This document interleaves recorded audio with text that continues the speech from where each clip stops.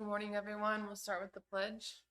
I pledge allegiance to the flag of the United States of America and to the republic for which it stands, one nation, under God, indivisible, with liberty and justice for all. Dear Heavenly Father, thank you for this day, and I just thank you for the week we've had to bring us all together. For county employees, the safety as far as they do their work this week. I pray for all the county citizens. Just pray that you give us the wisdom and knowledge to do your work through us. In Jesus' name. Pray. Thank you, Jim.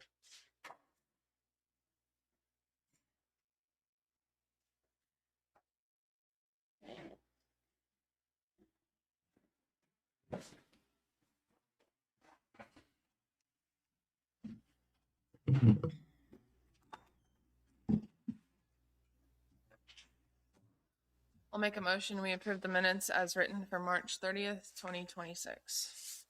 I'll second that motion. It's been moved and seconded. Any further discussion? All in favor, say aye. Aye. Aye.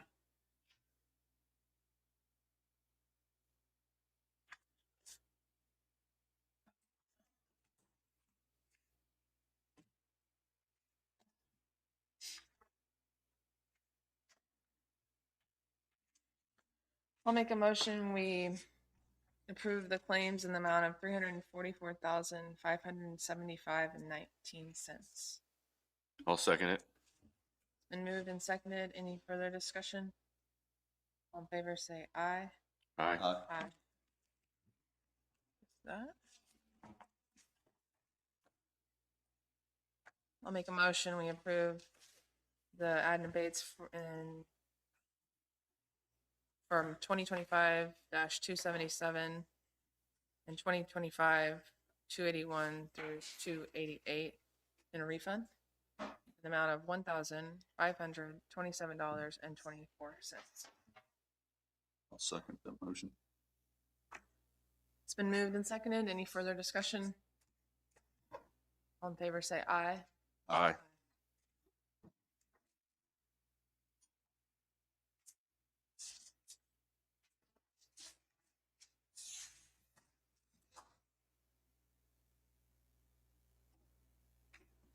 Any changes to the agenda this morning?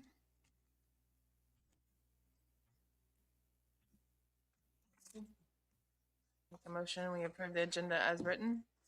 I'll second it. It's been moved and seconded. Any further discussion? All in favor, say aye. Aye.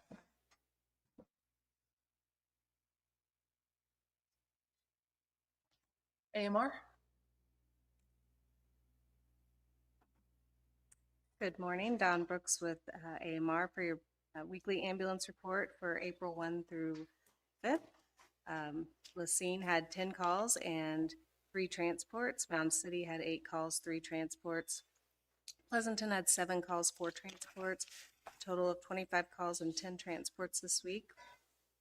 And the average response time was 7 minutes and 52 seconds. Quick. Any other questions for me? I don't have. I don't have any. Okay. Thank you, Don. Thanks, Don. Anybody have the sheriff's report pulled up? I didn't see it. I don't see it. We'll come back to it if we get it. In the meantime, Randy?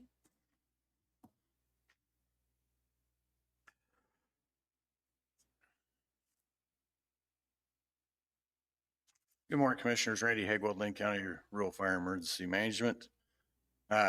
This week's call totals, we had 2 wildland fires, 2 EMS assists, 2 fire alarms, and 1 power line down. Looks like we're kind of slowing things down on the wildfire season, the rain and the warmer weather. So weekly total was 7, brings our yearly total up to 204. The only other thing I have is I talked to you guys last week about the junior firefighter program. I have some protocols and stuff wrote up. I didn't know if you guys would like to review those before I took it to the insurance company. Just to see if there's anything you want to change before I approach the insurance company with it and get your thoughts on it. I can email those out this week if you'd like to review them. That's all I have this week, other than the executive session for next week and the year bid opening. I don't have anything. If you want to email that out, that'd be great. Okay, I think so too. no problem. Thank you. Thanks, Randy. Thank you, Randy.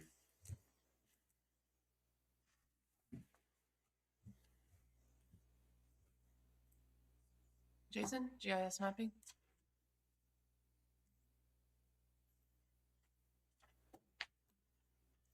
Morning. Morning, everybody. Jason Parker, GIS admin. Just want to give a monthly update. Our first quarter NG 911 update was successful. I had Randy come into our building for a weather readiness deal. We want to set up a meeting with the appraisers also for first aid training once they get everything calmed down, and we're going to come in and do like a CPR first aid training for the whole building. We had multiple culverts that were missing from Pub Works. I actually had to go out last week and went around the county and picked up like GPS coordinates of those to put in our system. I helped with the clerks data cleanup. I created a new map for their use, so everything's good there. I had an issue with the Pleasanton post office boundary. There was one 911 address that was outside of their boundary, so we got everything set up for them and everything's good there. Tomorrow we have a department head meeting at 10 a.m. here at the Annex. One of the big things I want to do is make sure everything is correct on the portal in our Connect Explorer. I'm going to speak with everybody, make sure they have what they need. I'm working with emergency management right now. We need to get some utility shape files that we have to the state. We've also made a couple large prints for the deputy training. We're also working on a couple of large prints for health department. Having issues with one of those. We should have that out today. Still backing up the 911 paperwork, and I just tasked Jessica with backing up the map work cards. That's going to be a big project for her. So that's all I have. If you have Are any you questions. receiving those in a more timely fashion? Yes, everything's going good. And are you good to go when Jessica's out on leave? Mhm. Okay, perfect. Yep, everything's good to go. Awesome. Cool. Sounds great. Thank you, Thanks Jason. for everything you you. do. Have a good week. You too.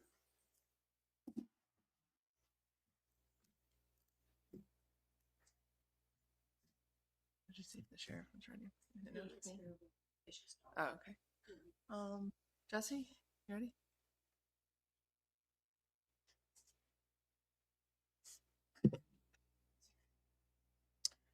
Morning, Commissioners. Jesse Walden with Public Works. Some of the things that are going on in the county. The old jail demolition has started.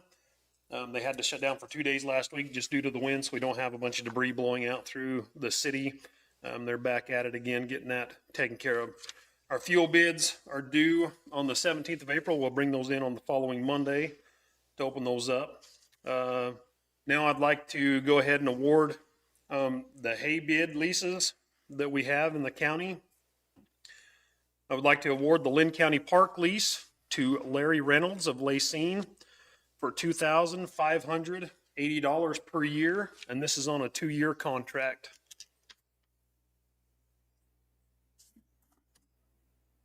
Okay. You want me to read the rest of them? Do we need to do them individually, or do we lump them all into one motion?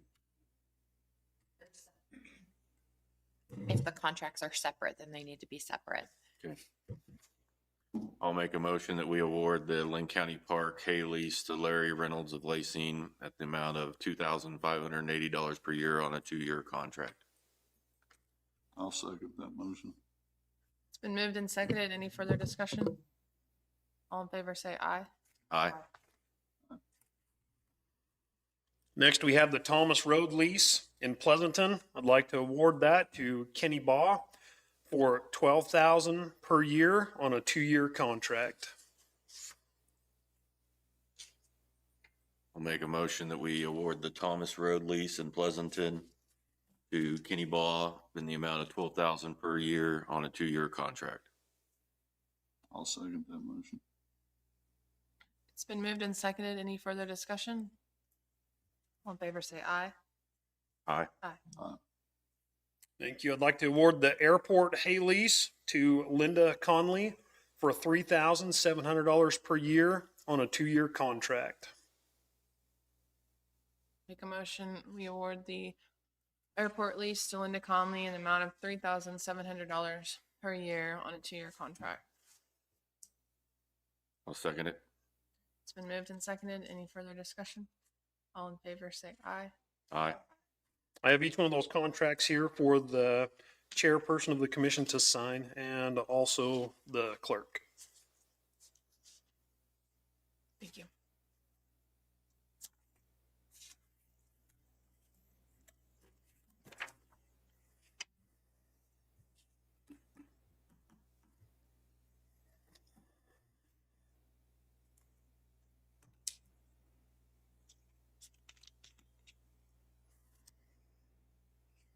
You can go on.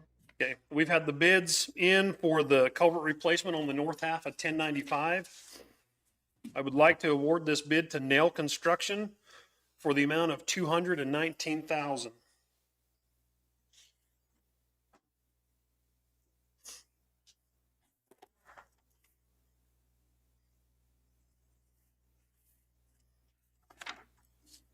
Are they filling that with asphalt? Yes, so they're gonna patch it with asphalt when they're done putting the culverts back in, so we'll have an even plane going from cut to cut on that, and then when they come through with the overlay, it'll be a smooth transition going across there. So that was part of the deal on that. Okay. They're also, the contractors were all told that they have a 1-year agreement on this. If they wash out due to failed compaction, that they will come back on their own dime and fix it. So they have all agreed to that when we did our bid walk on this. So, Okay. so you're aware of that. Okay. I'll make a motion that we accept the bid from Nail Construction for an amount of $219,000 for the culverts on the north part of 1095. I'll second that motion. It's been moved and seconded. Any further discussion? All in favor, say aye. Aye. Aye.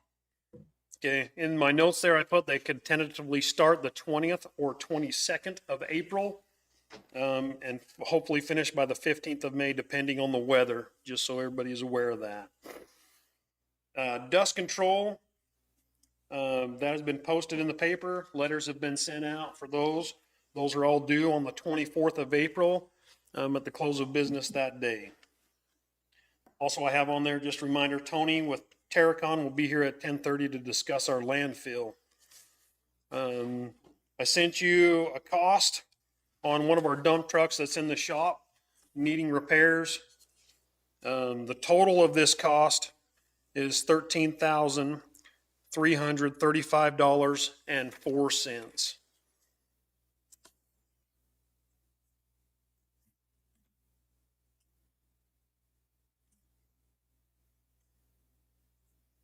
I sent in 2 different repairs. There was a couple things that needed done to that truck, so. So 2020. Yes.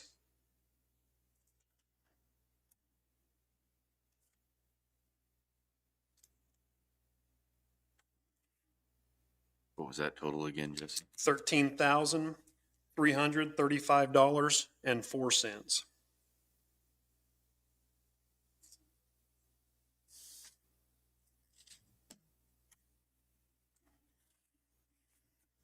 Is that a common issue they have with them injectors going out like that, or that's Yep. So they had several of them that were failed, and so it's just better to replace them all at once because you're going to replace another one here shortly instead of just replacing one. So they're going to replace the whole bank of injectors. The nice thing was he told us he would give us a 1-year warranty on the injectors, including labor to replace those if they fail.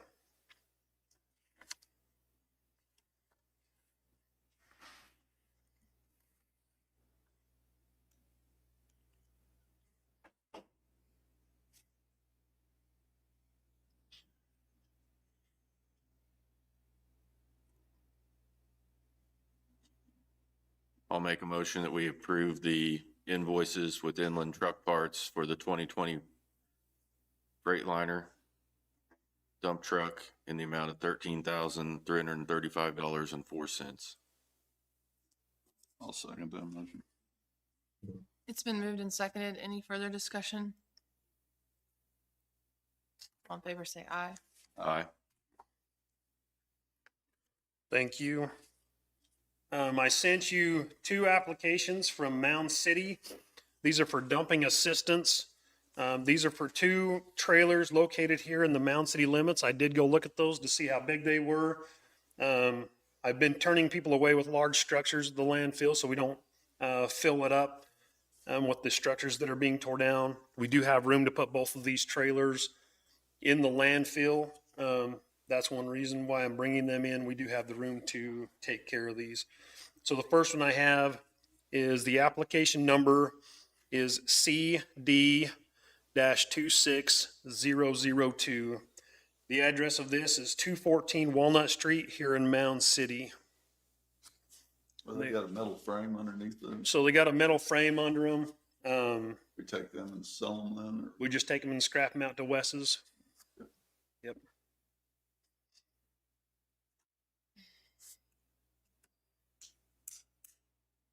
They're bringing them to us. We just. Yep.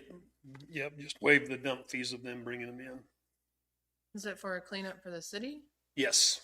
So I attached, you should have got letters with them also, letters from the city, from their codes enforcement department of the reason why they would like to demo these 2 buildings.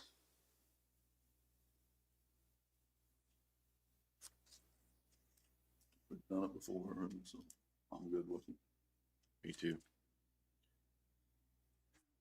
I'll make a motion that we approve CD 26-002 on 214 Walnut Street, Mound City, Kansas.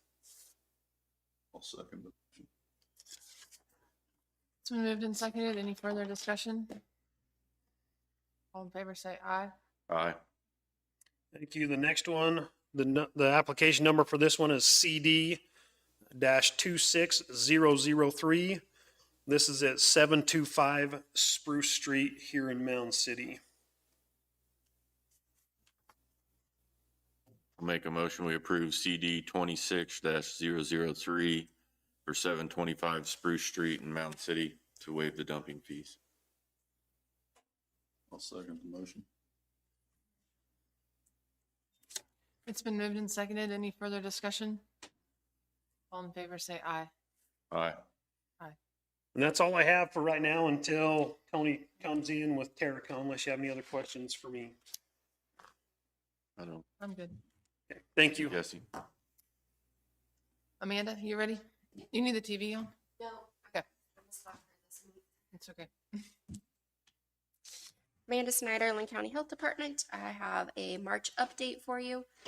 For the month, we had 145 client appointments. We provided education for over 300 students at the J. Hocklin Student Health Fair. Our current WIC caseload is 204 participants, with 22 of them being pregnant. So we're still seeing our baby boom. Last week, we had staff that attended the Governor's Public Health Conference. A couple weeks ago, we had training on how to update our pages on the new county website. So I've been working on making some modification tweaks, adding some new things that we wanted on our page.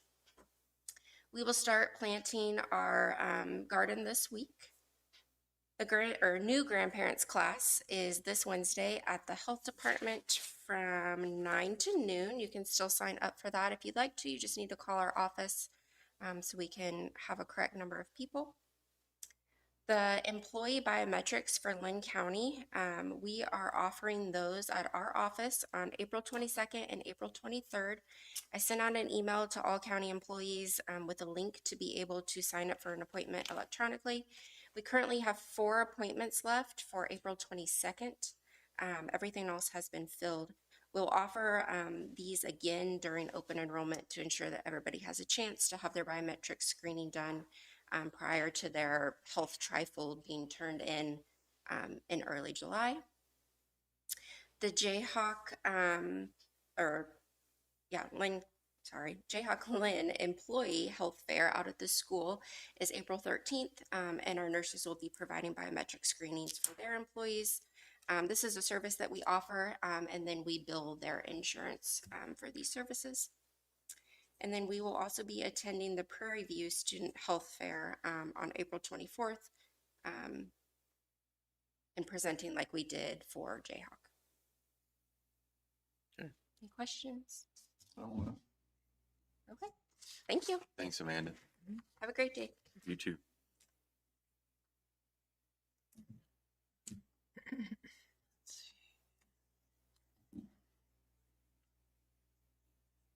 Jenny, you ready?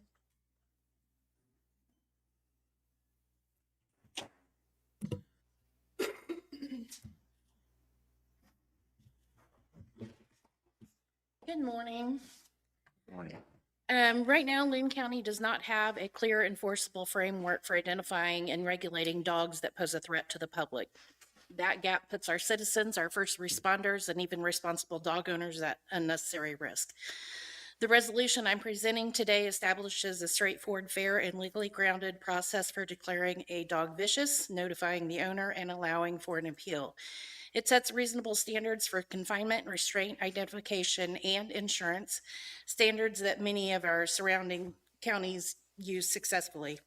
By adopting this resolution, Linn County will be taking responsible, proactive steps to protect its residents while still respecting the rights of dog owners.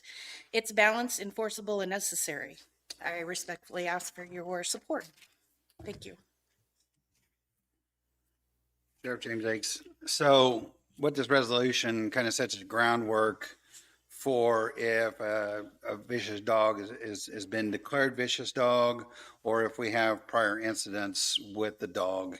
This doesn't, and I want to tell the public that this doesn't put out leash laws. It doesn't change the laws in the county. And the cities also have their own laws inside the cities, and that the county, the county still has the vicious dog law resolution that you have in front of you, but the cities also enforce their own. So the cities kind of are separate. This is in a whole as a county, and not saying that we can't go in and assist the city if they have an issue, but their means to catch the dogs and house the dogs are different than ours. So I don't want it to be confused with dogs at large. I don't want it to be confused with, stray dogs, things like that. They're still going to be handled the same way. They don't fall under this resolution. The resolution clearly states aggressive behavior. It doesn't single out a breed. It takes aggressive behavior, history of the dog, or known facts of the dog is what it takes in consideration. We need to consider, while this lays a good foundation for the county, we need to consider where we're going to house the dog, if we have to take a dog in for impound.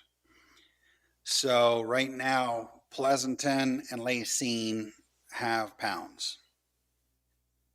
If we can establish with Pleasanton and Lacine some sort of mutual aid agreement, if we have to house a dog, what are they going to charge per day? How much if we've got to keep them? Normal quarantine if they've bit somebody is 10 days.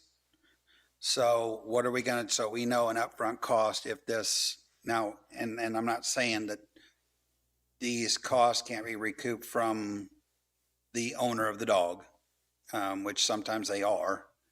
But a lot of times the dog will not be claimed, as far as like if it has somebody will say, oh, it's just a stray.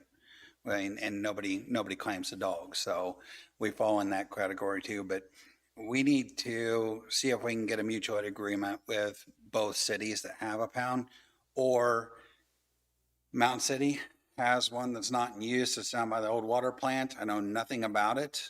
I know that we used to house dogs down there. It's possible that that could be used. I don't know. That would be a question for Mound City. And if it's still viable to be used, then it comes down to who's going to feed it, water it, and that kind of thing. So biggest thing is that's great foundation. I've looked over City of Lawrence and many other vicious dog laws, and that falls right into the category of the same ones that I have seen and done research on. As a matter of fact, I had Douglas County's just Friday and went over it, and it other than a legal wording, there was a lot more legal wording in there that I felt like our simple wording covered their legal wording. So anyways, what main thing is, once we get this foundation set, we need to reach out to these other cities and find out if we can get a mutual aid agreement and what it's going to cost us to house the dogs. We don't have that many. I don't want to jinx ourselves, but we don't have that many issues. We had an issue here a while back where we had to take a few dogs, but other than that, this isn't a major occurrence. We get a dog bite call from Miami County Medical Center or another hospital up in the city. The sheriff's office, if they have their vet records, they can quarantine their dog at home. If they don't have vet records, we will have to take that dog, and then that dog gets housed at one of these, Lacine or Pleasanton, for 10 days. So that's the way we handle it when we have a dog bite. But it is recorded, and the health department keeps records of it. So, you guys have any questions?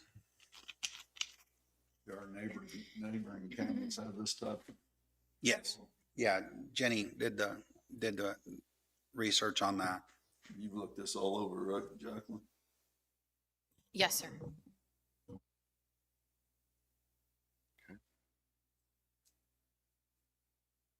So if you get a call as a codes enforcement officer, are you going out? Are you going to call Sheriff Akes? Are they going to come out and get the dog, or who's getting the dog? This is where we need a little more planning and finding out what it's gonna cost. Right now, I don't have any place. We're not equipped to even go out and Right, have you exactly. get a dog. So So we're gonna need to do a little more planning, but this puts something in place so that we can work towards figuring out what to do should that ever happen.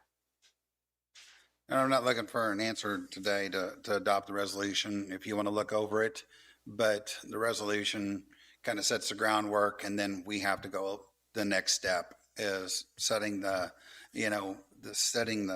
Enforcement. enforcement. We got to go to the next step of having the agreement with the cities.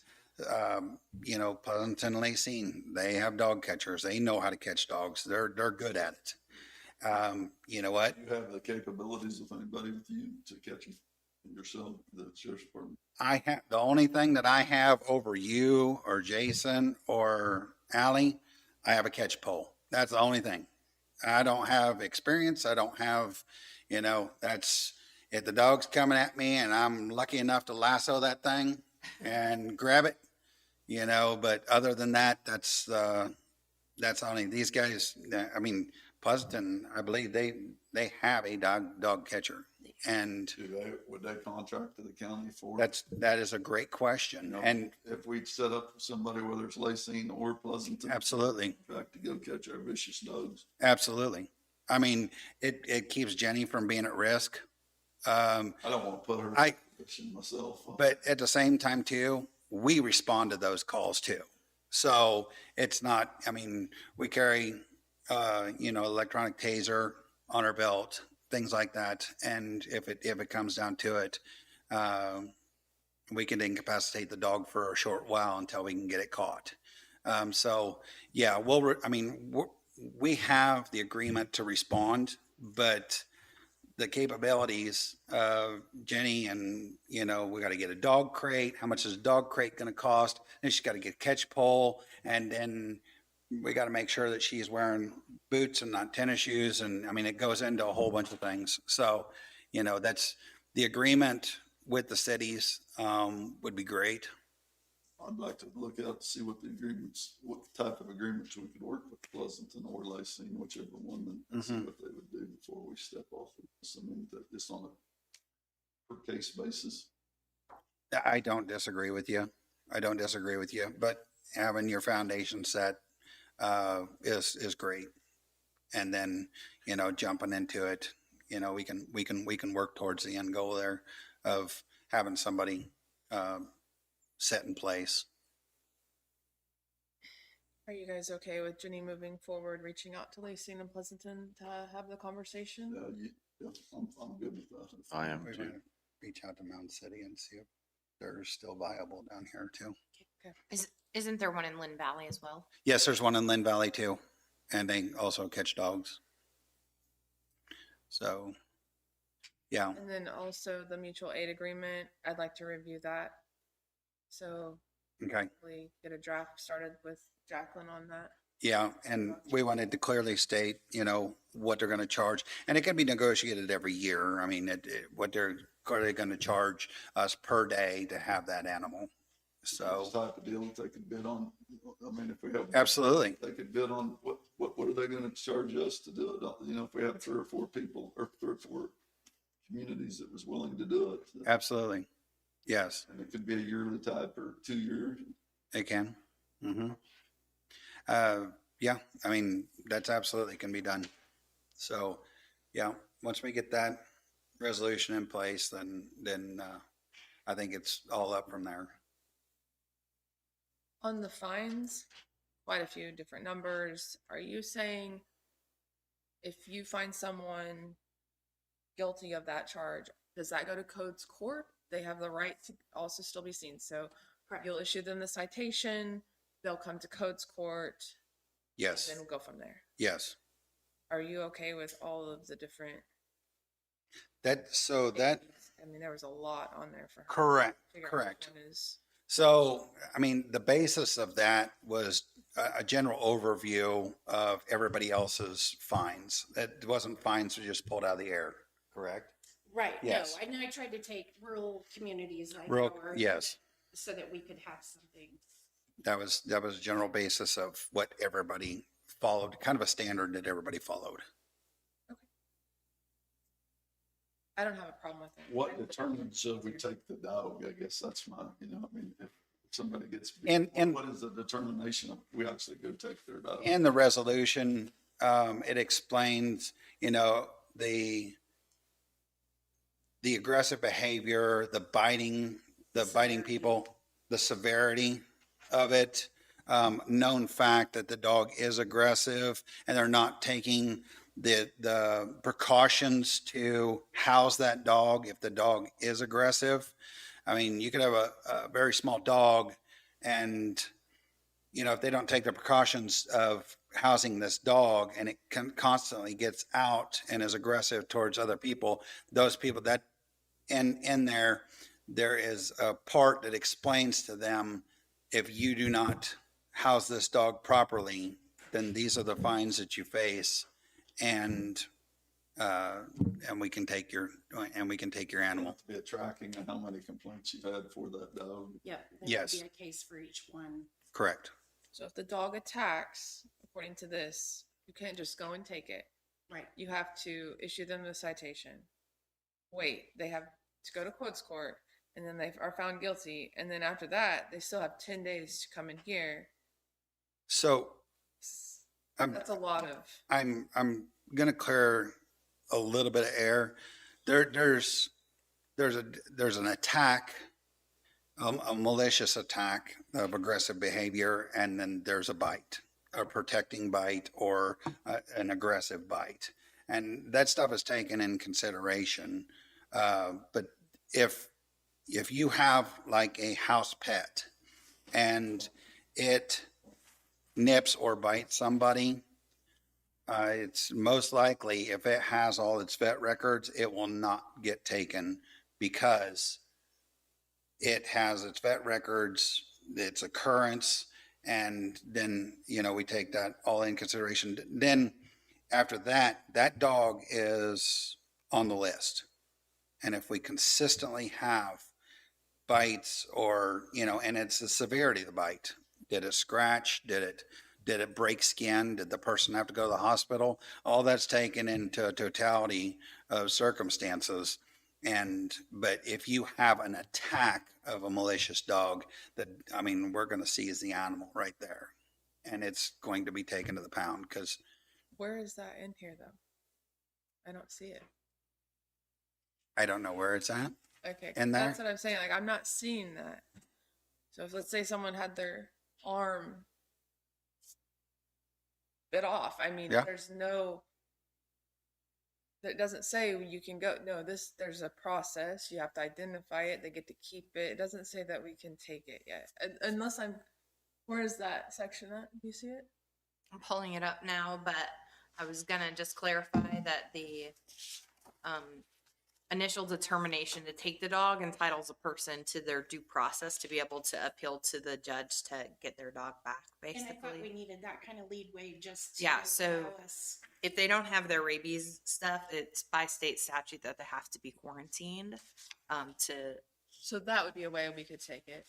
Yes. In general. but also the severity of the injury as well. Cause they're, in addition to an issue with the dog, there could be other criminal charges involved, with that, depending on the nature of the Or circumstance. denial of ownership to the dog, it's automatic taken, right? Correct. You guys didn't But if- take it if it was somebody bit somebody. So if you're saying we can do that now, is that what you're saying, Jacqueline? Without this?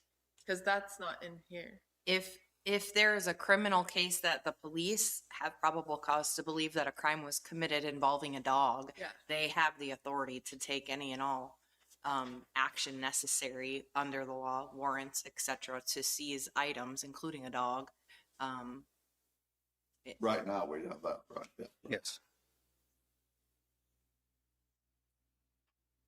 I don't see a problem with this necessarily. Okay. Well, if you want to review it and then get back with us and I'd let us know. like you guys to look out and look to see what kind of agreement we could come up Okay. with. Mhm. You know, even the housing and all of it Absolutely. captured. Yep. Absolutely. We can do that. Okay. Thank you guys. Thank you. Thank you. Have a good week. Thanks.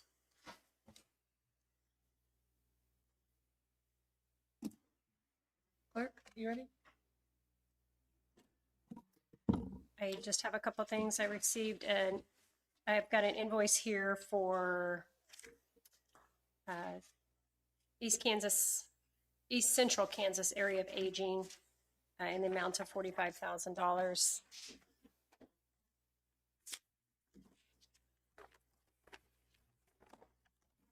The portion we pay each year to get That's what we budget each year to for the transportation and the Meals on Wheels. And that is listed on there, Jim, the Meals on Wheels and the transportation part of it. And then the second invoice I have here is the Kansas Association of Counties, their member dues of $372.46.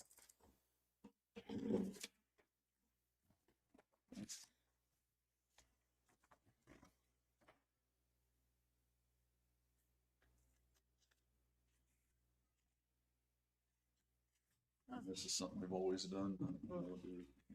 Yep.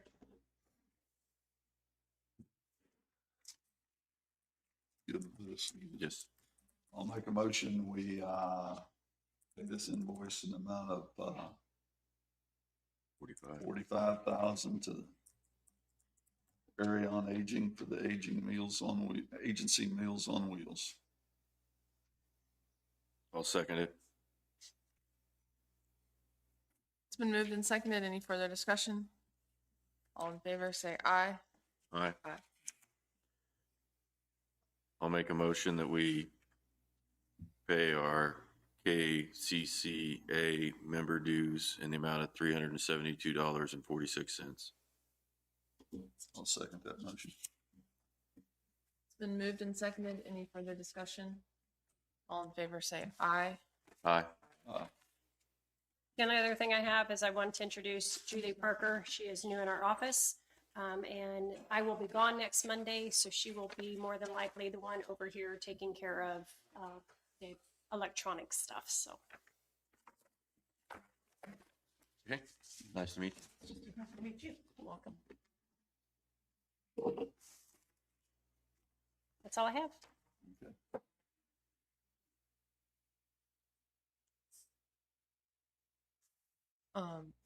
On the agenda tabled items on the compensation for future plan, regarding the matrix is for March 2026. Do you want to move that to April?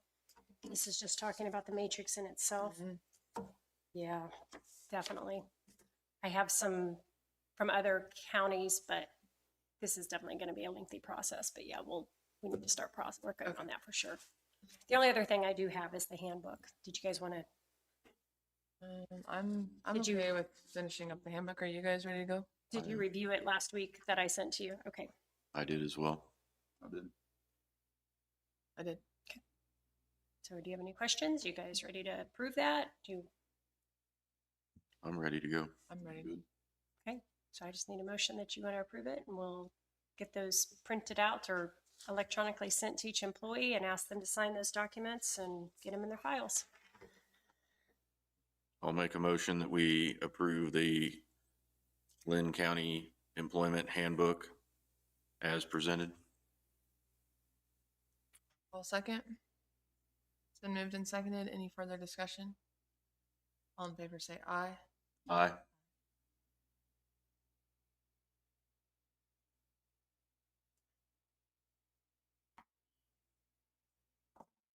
Did you want to set a date for that April? Do you want to start On the not matrix? not next week, but the following week, which would be April? Yeah, let's do April 20th, and then is there any work we need to do within the departments to get their input on anything? Do you want to start first? Do you want to send out any emails? We actually have a department head meeting tomorrow, so I will bring that up to them tomorrow to ask for them to share any of their input that they may have. And if they need a little more time, then I may ask us to move this back until our second, because we try to meet each month for our department head meetings. Okay, let's do that. Okay. You guys good with that? Are you guys in the back ready to go if you want to present earlier? All right. If you guys want to come to the podium, just introduce yourselves and we'll get you started. Do you need the TV on? No. Okay. Thank you for having us today. I am Donita Garner. I'm the Child Advocacy Center Coordinator with Hope Unlimited. And every April, we try to come to the counties that we provide courtesy interviews and have a MOU with, which currently we just provide courtesy interviews, to provide interviews for kids who are abused. And we partner with Pleasanton Police Department, and we're actually going around meeting local law enforcement that we haven't seen in a while we're here. And we just wanted to ask Linn County to proclaim April Child Abuse Awareness Month. And so that is something that is an annual thing for the state of Kansas, and it's also a national month. And we would like to just ask you guys to proclaim April Child Abuse Awareness Month. And I also have Kayla, who is our child specialist, and Alondra, who is our bilingual advocate here. Where are you guys out of? We're actually out of Iola. Hope Unlimited is the domestic violence and sexual assault umbrella agency who provides shelter and services for sexual assault victims. And the Child Advocacy Center is one of the children's programs they have. We also have a visitation program for families in conflict, and that's where children can safely visit with their parents or grandparents. And we provide the courtesy interviews for Linn County. They come and see us there, and we help the families through the court process. We have a therapist that we partner with Mental Health Center to provide somebody free of charge, so no family has to pay for anything, any services they receive from us. And the idea is it's a multidisciplinary team response. We have team meetings with prosecutors, with law enforcement, with DCF and with the mental health center. And we also invite CASA and agencies like that that also has interest in those cases. So we want to make sure that all parties come together. The child never has to go more than one place for an interview. 30 years ago, the child had to go to the DCF office. They had to go to law enforcement. They would go to the prosecutor's office. The idea is that child is interviewed one time in a family safe area, in a child-oriented area, so they feel comfortable, they don't feel like they're in trouble, and that they come and be able to tell their side of what is going on, and they're safe, in a safe place to do that. Do you have a copy of the? Absolutely. Proclamations are always there for, and there are some, all those fun things. Thank you.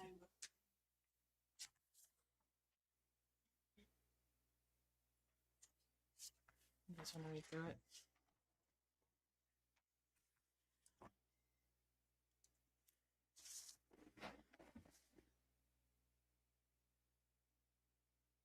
This was sent in, I'm sorry.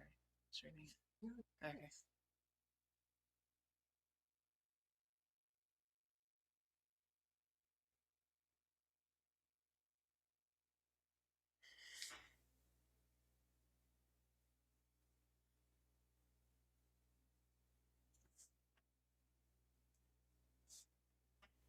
I've personally never heard of your organization, so this is just the first time, but that's awesome. You guys have an issue with it? Or? No. I don't. I don't have an issue with it. Thank you.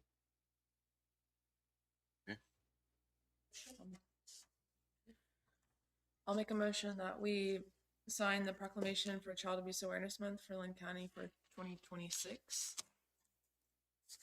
And that's my motion. I'll second that motion. It's been moved and seconded. Any further discussion? All in favor, say aye. Aye. Aye.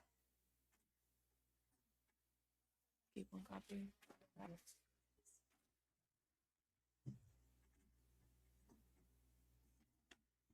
Thank you. We appreciate your time. Thank you.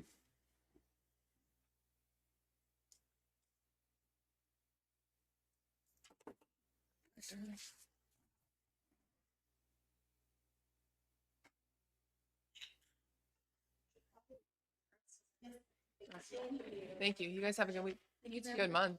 Thank you.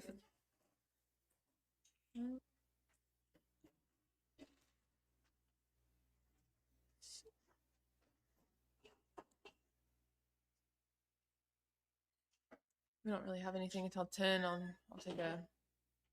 go ahead and take a 10-minute recess. You guys have anything else to discuss? 10? Make a motion, we take a 10-minute recess. Yes, there isn't any public comment. I guess we get that out of the way. Yeah, I was just gonna do 10 minutes and then see if anybody else Okay. shows up at Okay. like Okay. 9:58. It's fine. I don't know. Yeah. I'll second it. It's been moved and seconded. All in favor, say aye. Aye. Beat you to it.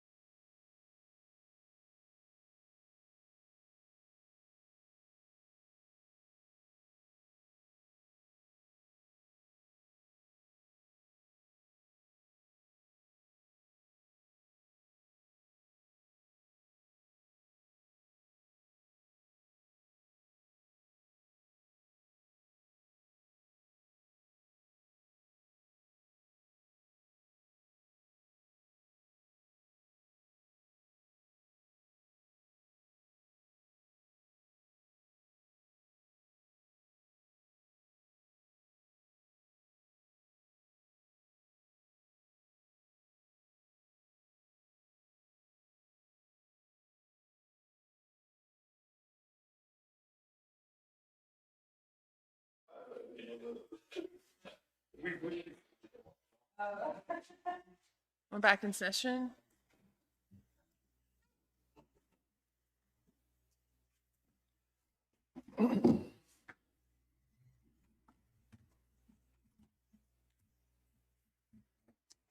I'll go ahead and open it up for public comment. Anyone here today to speak? Okay, we'll go ahead and close public comment and go into Zach Mathis with the Lacey Industrial Park Planning and Zoning Administration.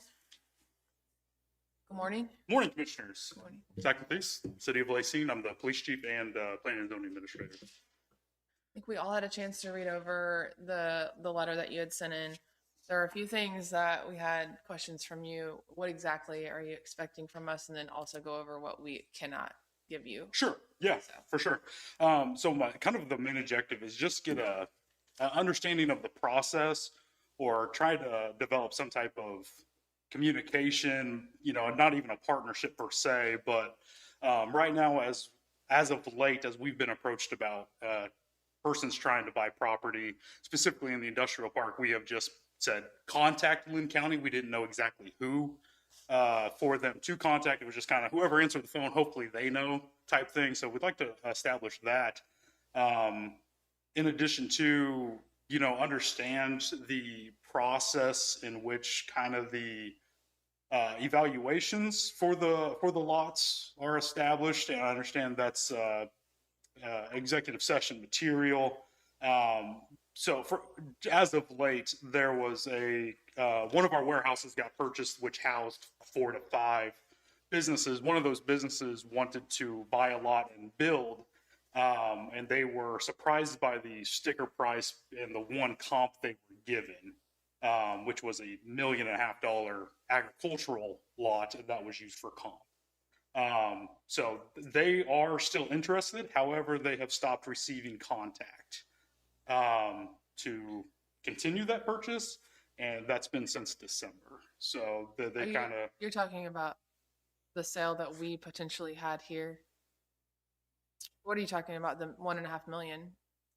So that property was used as a comp for per acreage price for the lots in the industrial lot or industrial area. I wasn't I thought we had talked about that. It was market value, it was market price. I don't remember it being that high, but. And of course, this is what's being relayed to me from the buyer. Okay. So this is the one that we're working on that fell through, or? I mean, the letter I read didn't reference any particular properties that we were Discussing today. correct. So if we take that out, let's just go back to ground zero of, we have the lots available. Right. They want direct communication. So if they give a phone number out, we should be giving what phone number out, right? I mean, as I understand it, one of the questions is who at the county is going to take inquiry into property that the county has for sale, such as in the industrial park in Lacey, Pleasanton, wherever we have property for sale. Who do you want to field any and all of those phone calls pertaining to potential sale of property owned by Linn County?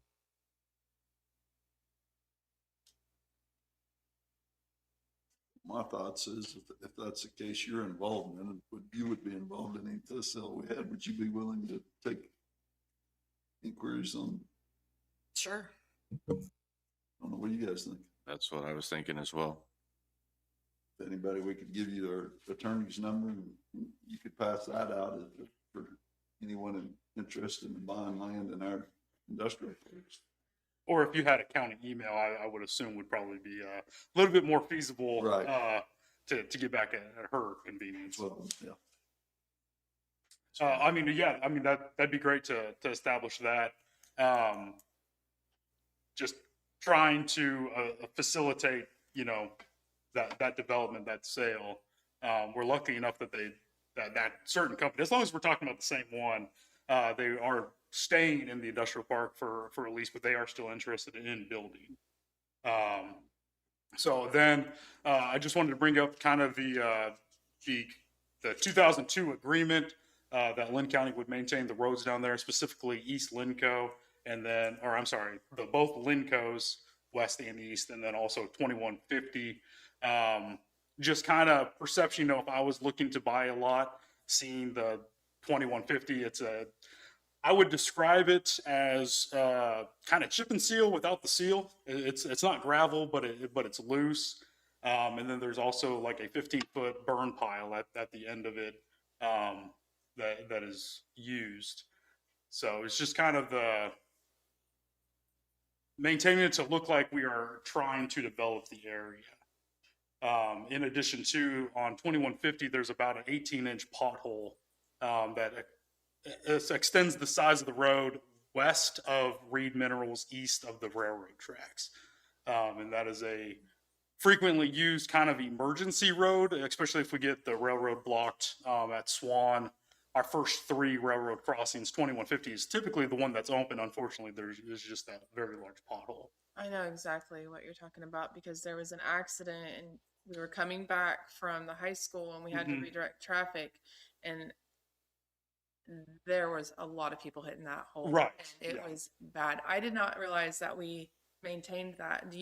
Can you pull up the 2002 Do we maintain road these maintenance roads? agreement? We've been in to fix that pothole several times since I've been here. Due to the truck traffic that comes in and out of there, that's why that pothole keeps getting,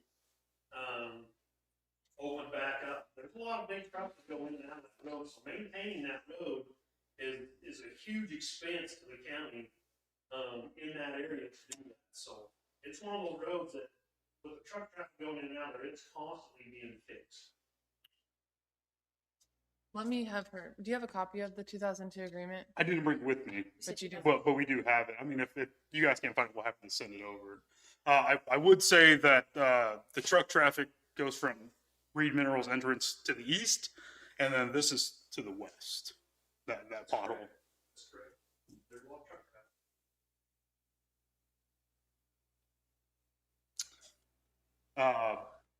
Okay.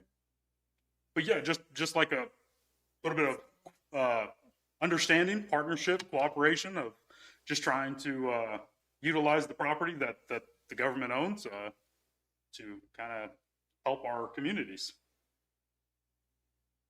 I agree with you. I think that we need to have, I'm not sold on Jacqueline being the point person personally. But that's just because I think in the past we had economic development handling that. Those inquiries would come in with someone that works for the county. Someone that works here as a receptionist, it would cost the county a lot less to have those questions fielded in our office versus through our attorney. I'm not opposed to the attorney looking over it after there's something that may be more, we are coming to an agreement and she's looking over those things, but that's going to cost us a lot of money for her to always take a phone call if we are giving her cell phone out. I just don't think that that's feasible long-term for the county in general. I also think the parcels that we have or the areas that we have, whether it's Pleasanton, Lacine, nobody knows what we have.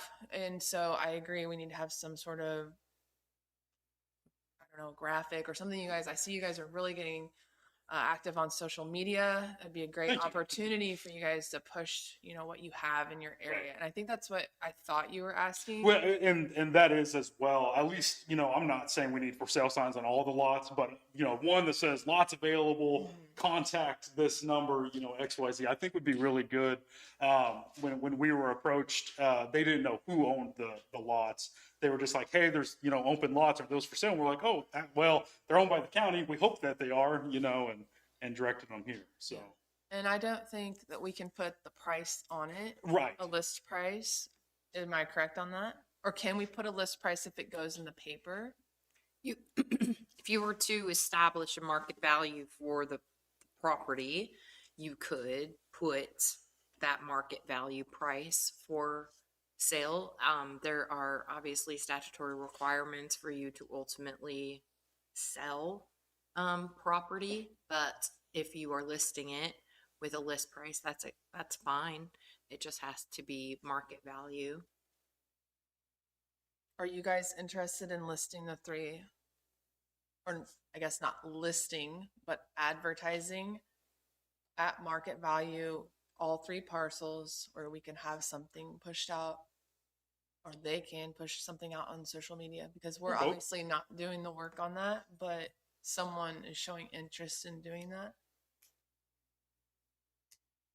Could we put it on our webpage? I mean, we have pictures of the map. Like start with Lacine Industrial Park, maybe not expand into the Pleasanton yet, We have but 2 parcels see how up this there, right? works. Is that, we have 2 parcels? In Lacine, 4, I believe, total. I think technically 5, but I think 1 is used. Can you get us the 3 or 4? I only It's been see a while since I've seen the actual list, last March or April, but there are several pieces of property for sale. I do remember that, multiple of, not just at Lacine either, but. I quite mean, a few in of it. Lacine, there's 4, you think there's 4 there? I think there's at least 4, if not I 5, yeah. think- There's 5. I think you guys utilize 1 of those 5. All 5 are vacant. The only Right. one that's being used is the burn pile, which we have a permit for. Could you get us a description of that? Jesse, do you have that as far as the? We can give them that. Okay. So we'll get 5 of the descriptions, and then also on the price, once he brings that back to us, we'll get a price put together. Are you guys okay with that? It's fine. And then these are all our light industrial lots. Just for advertising purposes, but then, be happy if you guys want to say like utilities or anything, come, want to figure out what we have, what we don't have in there. I believe we have everything, but we'll be happy to work with you guys as much as we can. It's for the betterment of the entire community, entire county, so.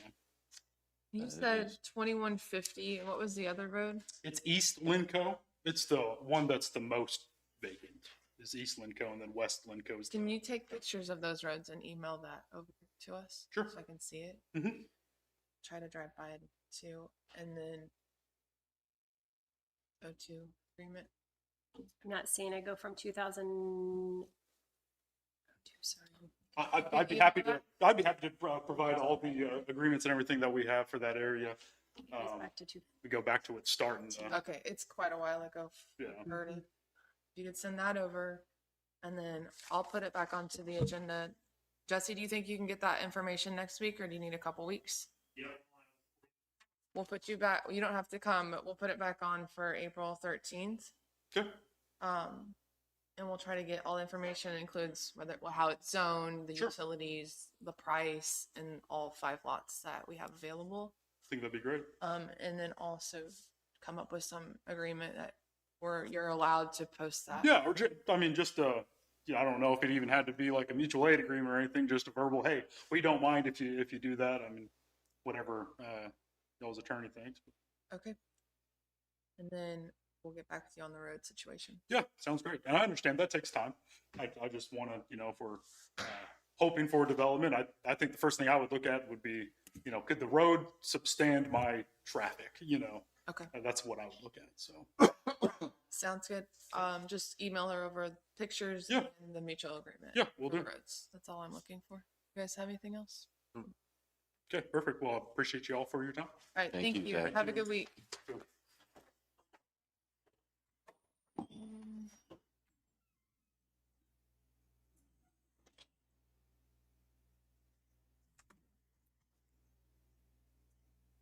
Jacqueline, do you have anything? No, just in regards to this, though, to the extent that you all want somebody that's already on staff for Linn County to participate in these types of things, you're going to have to look at job description and things like that so you don't run into some of the issues that you've run into before. Tasking somebody to do something that they weren't hired to do. So when for an example, when she was in Eco Devo, was that even part of that job description at that point? I would have to look back Like at. land sales and so, okay. Yeah, so I mean, to the extent that you were to go ahead and hire, for example, the contracted position that you all had talked about before for economic development, you could of course include that with them. but some other person that already works for the county, you would need to ensure that you modify their job description or otherwise update to include this type of task within the realm of their job. And so then you would need to consider whether that is somebody that already works for an elected official or somebody that works for you all, how you want to navigate that. We put the job description in the paper, didn't we? Have we had any applicants done? I think this was the second picture, I mean, maybe in 2 weeks, but we've not received anything. Okay.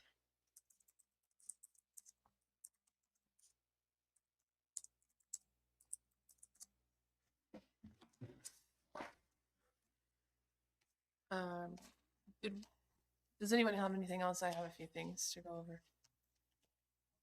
I don't have anything else. Okay. The Evergy draft MOU, did we officially sign that?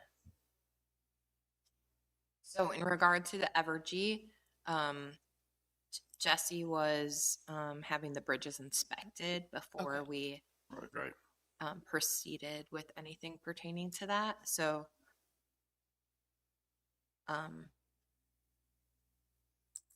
I don't Just know. had where it on he- my notes and I didn't know where we were at on that.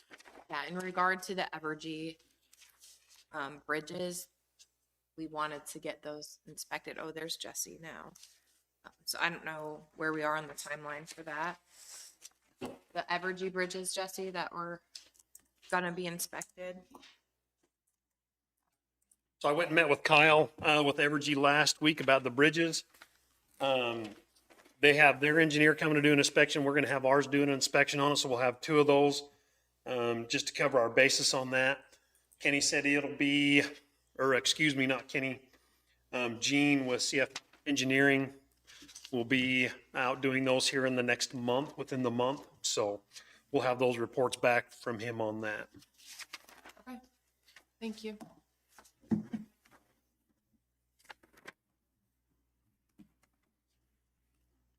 All right, circling back to the 4-H building and the contract for arts and crafts rent check, did you reach out, Jacqueline, last week and have any contact regarding with Abby Powell on the arts and crafts rent check that they received? No, I was first looking for any writings that from the county to them. So far, I haven't found any. I did contact Gary Thompson about some contracts that he was aware of. Those only pertain to the building, not with the 4-H council. So I did not find anything with the extension office or the 4-H council. I do have in my notes to ask you all how you want to proceed in light of that, in light of the absence of a writing. I think that the next step would be to ask the 4-H council or KS extension office if they have any contracts or anything that they believe to be governing. I know that Chastity had reached out to her as well. I think she said she didn't have any. Is that right, Chastity? The answer is, I thought she did not have anything. So the arts and crafts money for rent, they have been receiving the 4-H council. I think it's the 4-H council. They've been receiving those for quite a few years now. I guess my question would just be, from the commission standpoint, do you guys want Jacqueline to look into that money continuing to go to the 4-H council, or is that something you feel it should be coming back to the county for arts and crafts rentals? So how did they rent that? Was they renting it per booth, or was they renting it to like the fair board said they got paid per booth, right? That is correct. I don't know how much money they have received over the years. I don't know how much they make in 1 year. I really don't. I think my position on it was before Jacqueline started to look into this a little bit more. Where are you guys at on, do you want to know? Do you? But it's just like, to me, and it's been brought up to me, say somebody goes down there and rents a 4-H building and it gets rented multiple times. And then the crowd is out on the fairgrounds. I mean, actually sales and everything else happens down there. So whose liability insurance is, if we rent the building, if something happens on the fairground? If it's,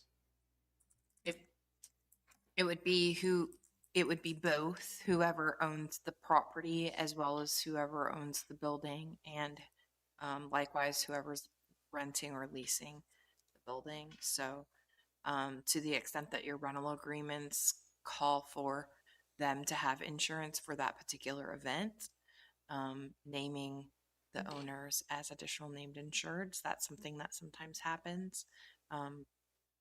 So it would be governed by whatever your rental agreements say, but in general, property owners are liable for incidents that happen on their property.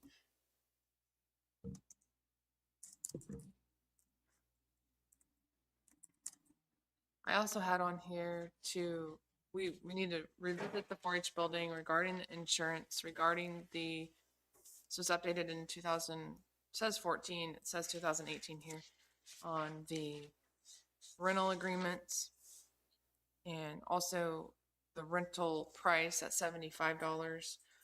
When I look back through all of the outgoing expenses, the cleaning fee, every time we rent it, we're paying someone $100 to clean it and $75 to rent it. So that's something, I don't know if that's a concern or if that's just the way we want it to be handled, but we're not breaking even on even the cleaning fee. I will share that Abby had shared with me in regards to the contract that Allison has right there, that she had brought this forward to a counselor beforehand and the commissioners beforehand to try to get them to agree to put this into place, and nothing was done. And so she has not, there is no contract that she has anybody fill out when they rent that facility.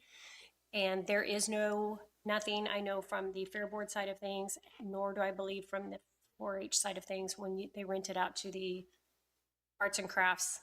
There is no contract. It is word of mouth. They've been doing it for 50 plus years, and they've been paying the Fair Board per booth, and I believe they're paying the 4-H council by booth as well.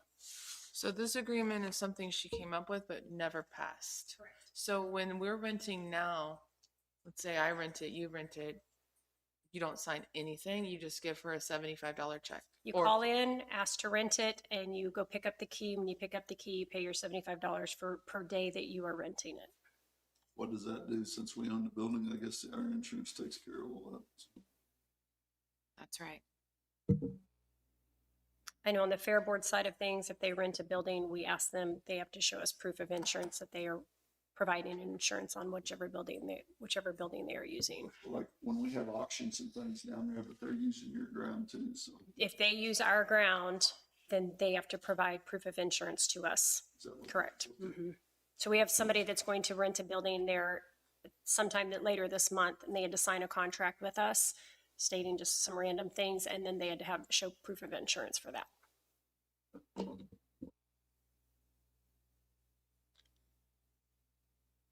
I guess I view this as things that need to be taken care of as we increase rents on the building.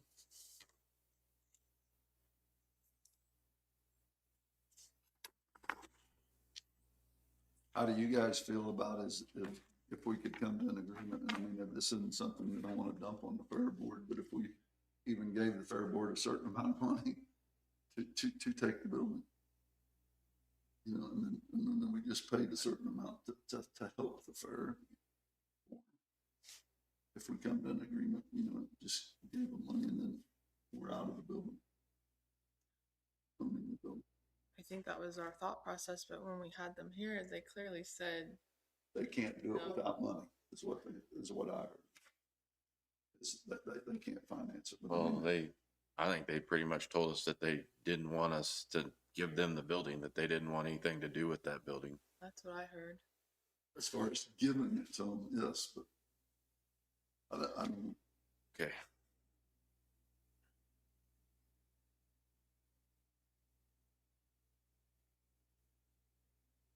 It's a building that sits on their property. I agree. I still think it would be better off in their hands.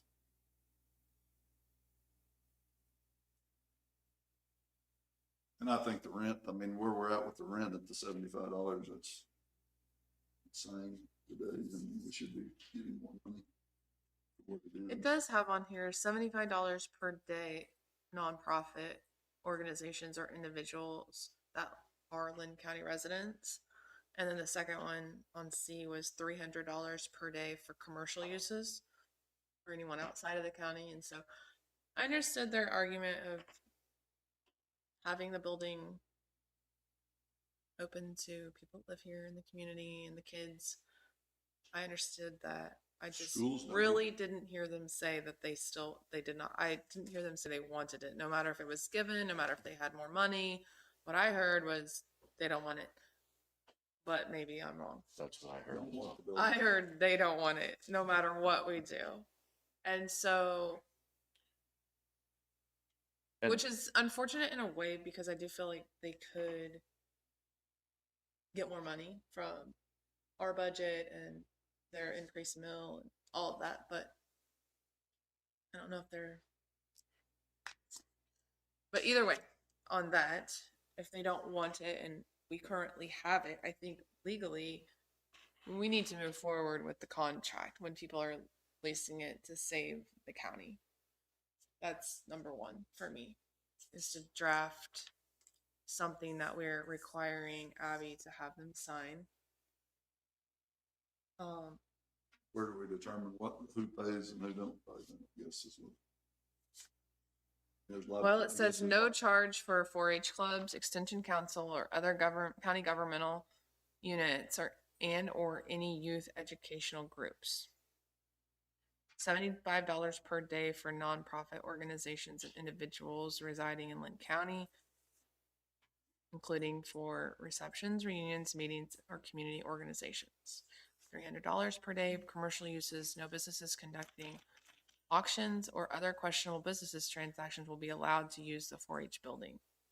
No auctions. I mean, I'm reading to you what was created in 2018. I'm not But saying not I approved. agree. It was never approved.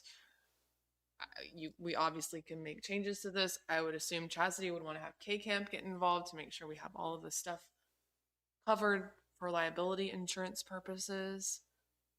I think we should have a contract too. I think a contract is needed. I'm not saying this is the one. Right. I think that we should give it back to Chastity to have K-Camp. I'm also confused on the community members on the top here.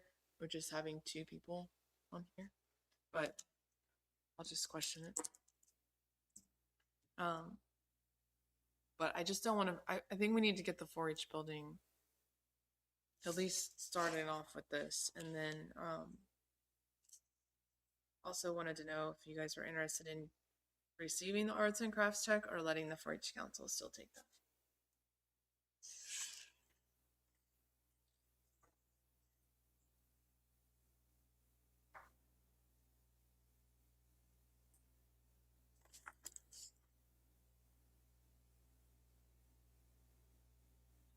I'm okay with the 4-H council still taking that.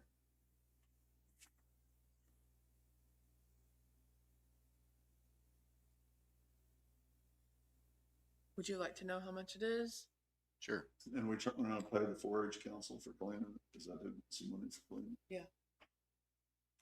I'd like to know how much it is myself, and then I guess we could offset it this way, so So see what the income is.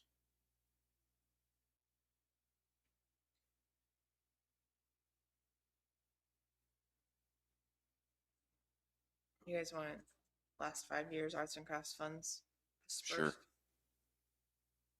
Okay, Chastity, would you ask Abby for the last 5 years arts and crafts funds, and then also Is it broke out on how much we pay the, does anybody know how much we pay the 4-H council? yeah, I had it. Did you give that to everyone or just me? I can't remember. I have a breakdown of it. I started last week after the meeting. I don't remember seeing it. Yeah, upload. It was the 2025 expenses. You Oh, want to just the expenses, not the 4-H. correct 2025 Expensive. county. just It was brought just the it to county For the expenses. 4-H. Yeah, For the 4-H. for the 4-H building. Let's go ahead and have that in SharePoint for April 20th for the 4-H expenses, and then a draft, if possible, of this contract.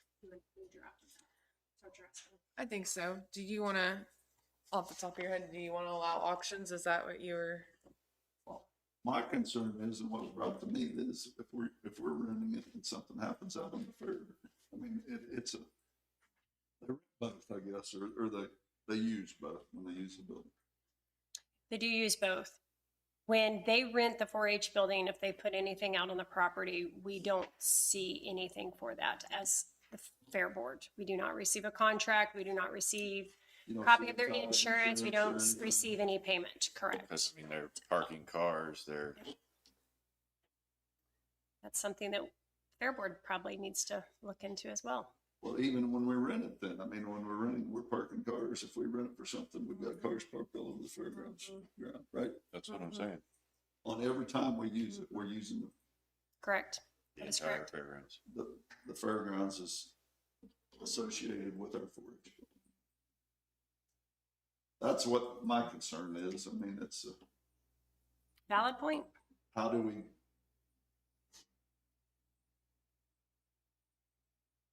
Like I say is, I know what we heard the other day, they do not want the building, but it would be better for us maybe if we gave them some expense on a year-to-year deal and say, if you, Well, I agree with you. And when they came in, I think we were trying to feel them out of like, if they were interested in taking it. I gathered no. We could come back, work together, give you this building plus this maintenance or whatever it is per year. So you're thinking? and they're set up, which I realize they've been in the process of building facilities down there, but they're set up with their own mill, right? I mean, what it 230? They don't exhaust it, correct? All but exhausted. This I year. believe it was, I think it's 128,000, and the last several years we've asked and received 125 of that. So all but exhausted. But they can go up to a half mil. But they can go up. Because we're only at 0.13 currently right now is what we receive, according to my minutes from last. But what we're saying Yeah, is they don't no, I apologize. 0.31 is what we are currently receiving. I can get up to a you half. can do up to a half. So you haven't requested more, but you can. And I didn't know if they understood that. I do believe they understand that, or at least Wade, I know, understands that because he has talked about that. And I know that when he has come in here in the past, he has shared that he has tried to not ask for all of it, trying to keep a good relationship between both, that we're not just trying to take every dime that's available to us. Available to the Fair Board, I should say. So. Okay. But yeah, 0.31 is what is. But at the end of the day, it doesn't matter whether they use it for there or they use it for here. I mean, it's still being spent. It's being spent on county taxpayer money, right? Yes. Which was my point all along. Mine too. I mean, I know that this discussion isn't gonna save taxpayers. I don't think it is. Not going to save any money because it's still going to come out of where it's at. But Correct. It takes us out of the Equation. equation. Can So you give you're us the saying- difference from 0.3 to That's what I was just getting ready give to me the ask. difference on the half? Can you tell me, there is a contract somewhere that states that 0.5 is what the Fair Board is supposed to receive? Kansas State said. Okay. And so I will find out what that figure consists of the 0.313 that the Fair Board is receiving compared to the 0.5 that they could receive. Okay. And then see what our operating cost is, what it's taken us Versus to the mill operate this over difference. the last 5 years, and then compare it Okay. to me, it just puts the cost where the cost should be put. I mean, it's to show where we're spending. And then if the Fair Board decides to lease it out like they want to, come back to them. Sure. I will do that. I have it in here for April 20th, if that's a possibility. And I made notes on the top of everything we just discussed. I'll put it in my answer too.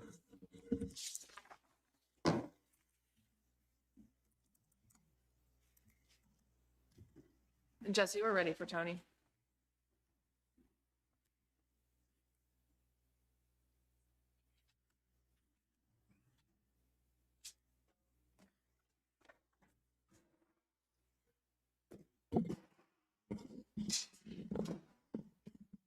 Tony? Good morning.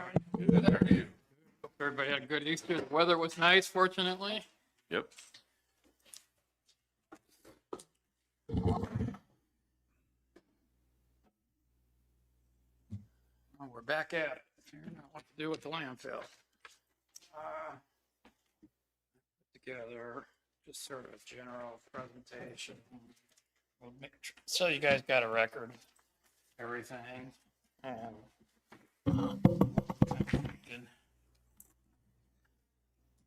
He's trying to make us fill their landfill, it looks like to me. It is money. It costs money, that's for damn sure.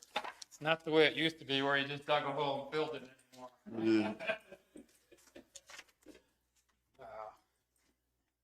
Used to be a lot easier, that's for sure.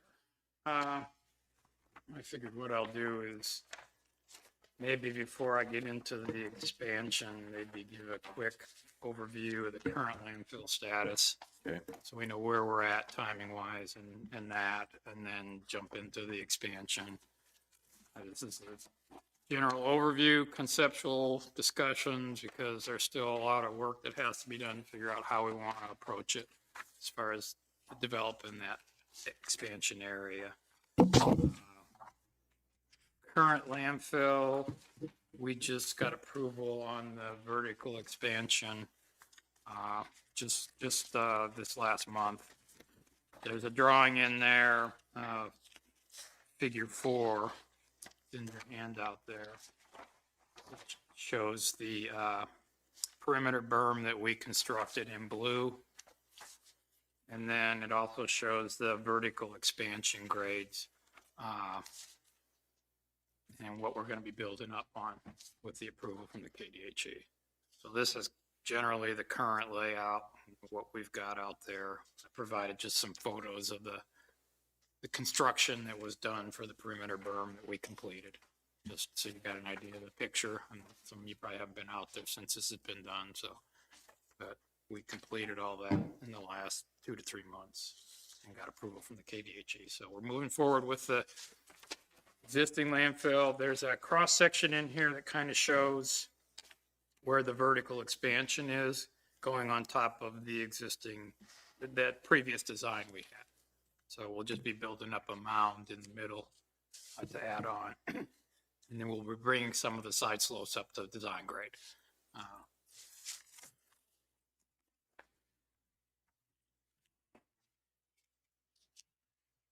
The current disposal rates right now are around 4,500 tons a year. I assumed like 800 pounds per cubic yard density, because we're now working on side slopes. We can't get to a higher density typically. We're going to be using up about 12,000, 13,000 cubic yards of airspace a year going forward right now on the expansion area. I've estimated we have somewhere between 40 and 50,000 cubic yards left with the expansion. It puts us at about 2 to 4 years, probably going to be closer to the 2 years left of capacity within the existing cell. Okay. We have the operational challenges out there now because we're working vertically, we're above grade. It's a lot easier to fill a hole and compact the waste in a hole than it is to try and compact it on a side slope. You can't get the same compactions, and you've got to worry about managing that, and then you've got to manage the storm water and contact water because now you're above grade. That's why we built the perimeter berm to catch any of the contact water and keep it contained in the cell. So that's kind of where we're at now. So it's always harder when you start coming above grade to operate in these landfills. That's one of the drawbacks when you start coming above grade. As much as you can do below grade in a hole, the better and easier it is to do. But you have that footprint that you want to get the most of your airspace out of. So coming above grade is part of the process. Yeah. It's kind of where we're at today on the current C&D cell. So I'll move on to the expansion. We're looking at, this one drawing kind of shows the county general property boundaries out there. And it shows the existing operating cell that we're working in red, and then there's the property to the east that we're looking at for the expansion area. I just carved it up into like 3 phases to start with. Phase 1 is about 20 acres. Phase 2 is 23, and phase 3 is 19. There's another aerial photo that might be better to look at, figure 2. So you've got an idea of the proposed area that we're looking at from an aerial. It shows the existing cell phase, which is probably about 10 acres. We've got a cleared area. Part of that phase 1 is 20 acres. Phase 2 is about 23 acres. That's heavily wooded. Phase 3 is about 19 acres. I'm not saying we're going to use all this acreage, but this is what's available to us to consider and look at. Obviously, if we do phase 2, then there's going to be a lot more cost for clearing and everything else with the woods and vegetation, but it's going to be closer to your existing cell. Otherwise, we're going to be building an access road probably to get over to phase 1 if we want to develop that area that's cleared. Those are just some things that we'll look at and evaluate. I'm trying to come up with our conceptual design and what's comfortable, what you guys want, and what we think we want to do. Back to my notes here.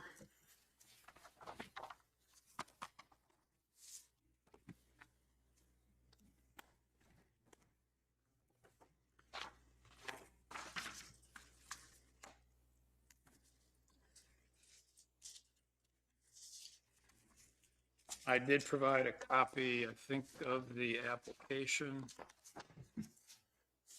Right here. Yeah, this is what we're going to have to complete. County will have some pieces to do. We'll be doing the majority of it. This application has to be completed and submitted since this is a major modification. And I mean, the application is about 11, 12 pages. The whole permit, when we get done with all the documentation, will be somewhere on the order of 600 to 800 pages. It's not a small feat to put this together and have all the supplemental documentation, but I'll kind of lay out some of that, discuss that with you. Kind of discuss the phasing. We have those 3 areas. I arbitrarily drew them for now. When we do the conceptual design, we'll rework that based on what we come to an agreement on. Phase 2 has a strip pit between it and the existing landfill. That is an option for us to fill. I don't know yet that we'll want to fill it. We may want to keep it for stormwater management for both the existing phase and the new phase, but that's something we'll look at when we get into the design.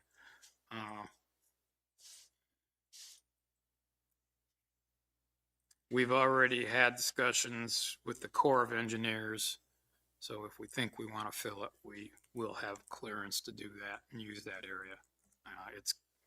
We have to look at the waters of the U.S. or surface waters, and if we think we're going to impact any, the Corps needs to be notified, and they need to give us a jurisdictional determination, which they have for that strip pit. So if we need to fill it, we can. So that hurdle's been cleared.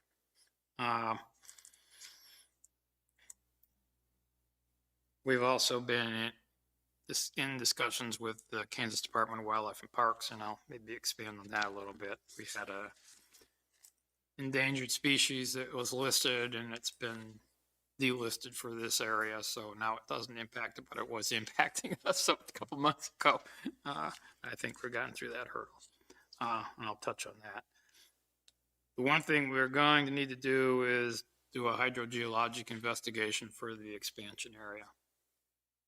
We'll need to understand what soils we're going to encounter, depth of bedrock, what ability we'll have to excavate. We really are going to need to figure out where groundwater is, where it is, what the depth to it is, what the gradient is, because that will dictate how we design the cells and the floor depths and all that.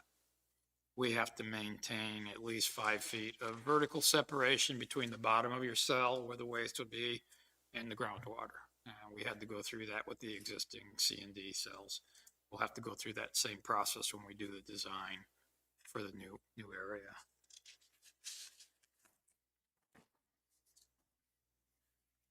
I'm on the location demonstrations.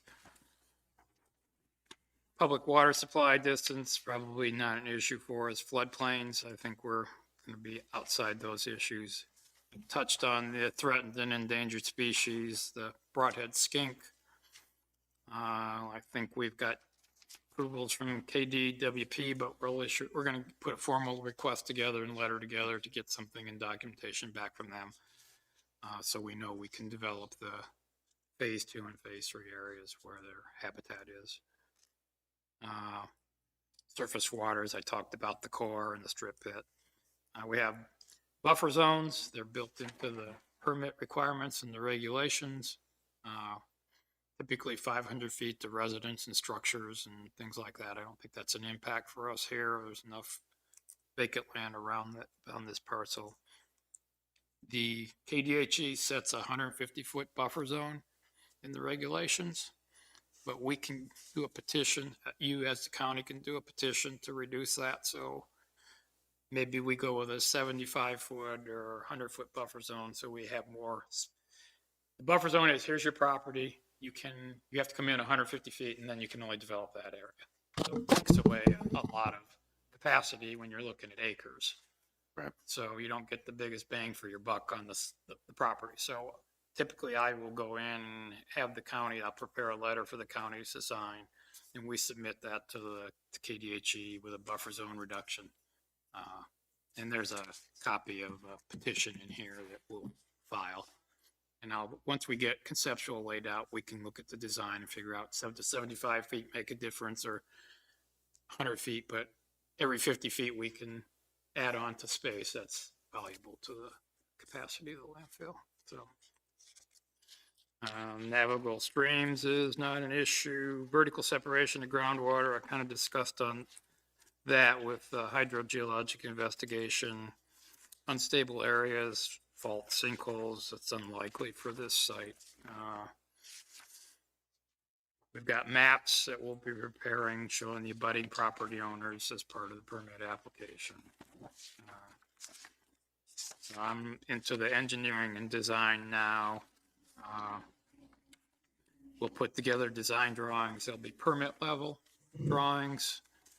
They're not full construction level. They're generally a step lower than the permit level, or the construction level, because till they approve the overall envelope and approach, we're not going to spend a lot of time developing detailed engineering drawings. It's enough for them to approve the process and have us have a good basis forward when we do our construction drawings and stuff for bidding purposes. Plat map will be generated by the surveyor documenting the boundaries, ownership, easements on record, and that. That's a requirement of the permit.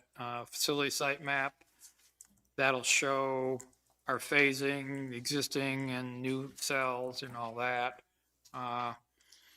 We may have to update the current facility area. KDHE came back with some requests to us to provide more detail on the facility site map for the existing landfill, because we did a lot of general stuff over the last 20 to 30 years and we're able to get by, but now they want everything updated and current based on current requirements. Hopefully we can go through that and do that as all part of the process when we do the expansion. base grade plan that shows the excavation and berm construction, the general conceptual, so that once the agency approves that, then we can go forward with our design. We know our capacities, we know what our target is, where we're at. We'll come up with a phasing plan. That'll include our layout of phases once we'd agree to them. And then we'll have a more detailed step for the construction and filling process in each phase. We have if we take phase one, we're saying we have 20 acres there. Take a buffer of 100 feet. That's going to cut us down to maybe 18 acres. Then we're going to have side slopes and cells. We may not want to develop that whole 18 acres because of cost. We may say, I'm going to develop 5 or 6 acres at a time of that 18 acres. And we phase that, based on cash flow, what we need to construct and timing and all that. And we work through that and we leave that schedule generally flexible. So we have the ability to say, I want to do 2 acres this year, 6 acres in 3 years, 10 acres, based on what the county needs and what the county can afford to do cash flow wise. But I try and build enough flexibility into that so we can dictate our schedule and how much we're gonna approve and dig. Because every time we do this dig, we have to have it surveyed, we have to do a CQA report and get their approval before we can put waste in it. So we try and balance that. So every time we do so if we do this in phases like that we're spending more money as a total? No, I mean, once the whole 18 acres is designed, it will be designed to do in phases. Okay. So we can do it in 5 different stages. 5 different stages, yeah. All right, I understand. So I may design it all as one big cell with a floor sloping this way, but say I'm going to start here and I'm only going to dig 3 acres here, and then I'm going to move over and dig the next 3 acres. So I continue adding waste and moving into the next cell. It's kind of like we're doing out here right now. Okay. We don't have individual cells per se. We're calling it cells 2, 3, 4, 5, and 6, but it's all one big cell realistic. Right. So we utilize all the airspace. We don't have berms in between, and we're not losing airspace. Same concept, but we're probably we're kind of hamstring to this 8 to 9, 10 acre area. Now we can do a 20 acre area. It cost us any more to permit a 20 acre area or a 5 acre area. Okay. So I might as well permit as much as I can. Whether you decide to build it or not, it's up to you, but it's permitted and it's allotted and set aside. Okay. Okay. And we may back up and look at years, and depending on how many years you guys want to operate this, 50 years, 100 years, what do we want to permit for? That'll dictate sort of the size we try and design for. Maybe the first phase is good enough. Maybe we're going to need to cut into phase 2 halfway. I don't know. Maybe to put it in perspective, an 18 acre area, 15 feet deep, side slopes, floors, may give you, I don't know. We have a note here. It was like about 20, 25 years. Yeah, I think that's what we talked about. Somewhere in there. 25 years time. So if you want to go 50 to 60 years, then we're looking at developing a bigger area and designing for that. But that's something we'll work out with the conceptual design. So we have more assumptions laid out, to work off of and tighten that down.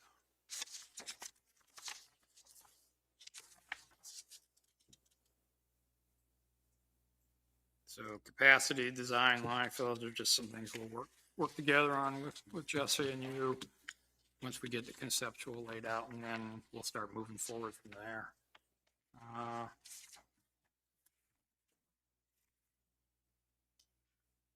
Plans and documents, there's a slew of plans we have to put together, an FOP, closure, post-closure plans.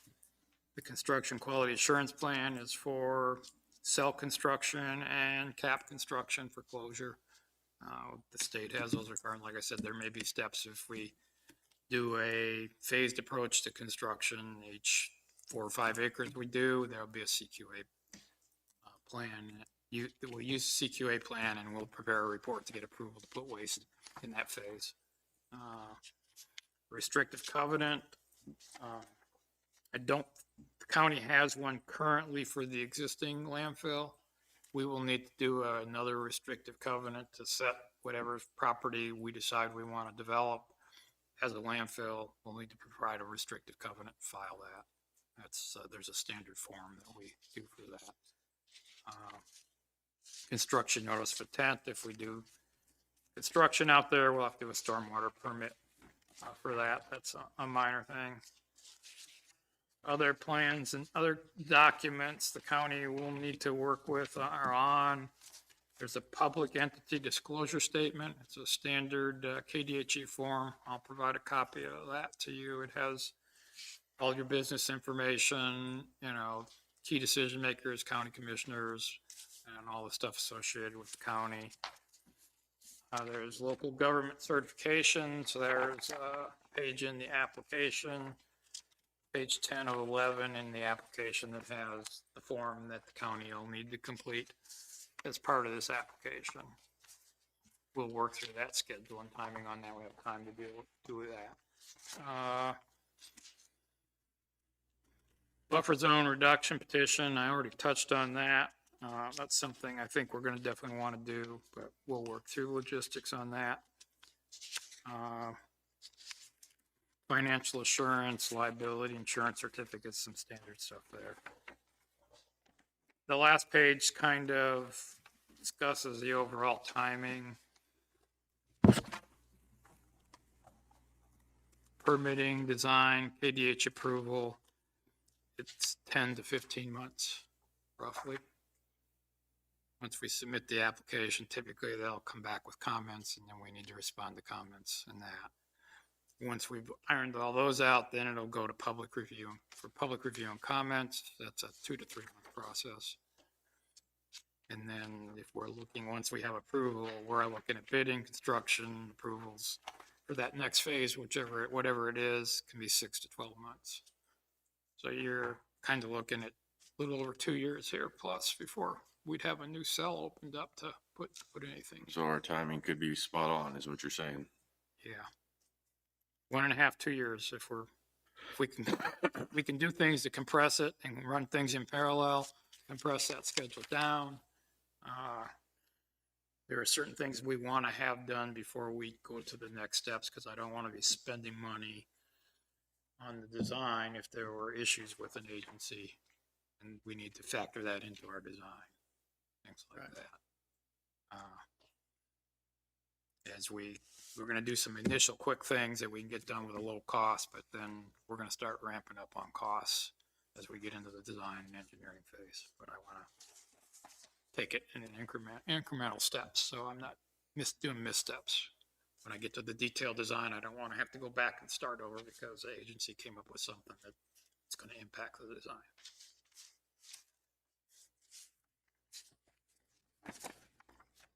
That's it in a nutshell. I know I've thrown a lot at you in a short period of time, but that's kind of the big picture right now.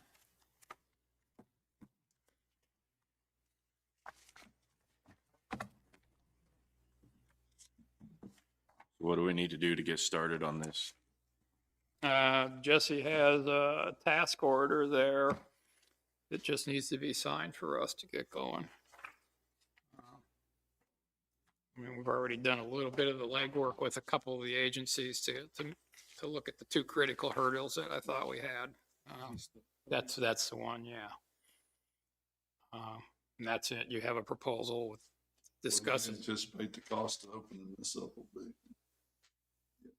You mean going to it, getting a new cell in and all that? I was trying to look through it all.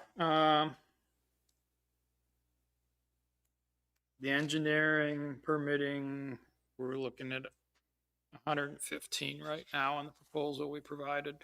Hopefully we can keep it under that. That's my target.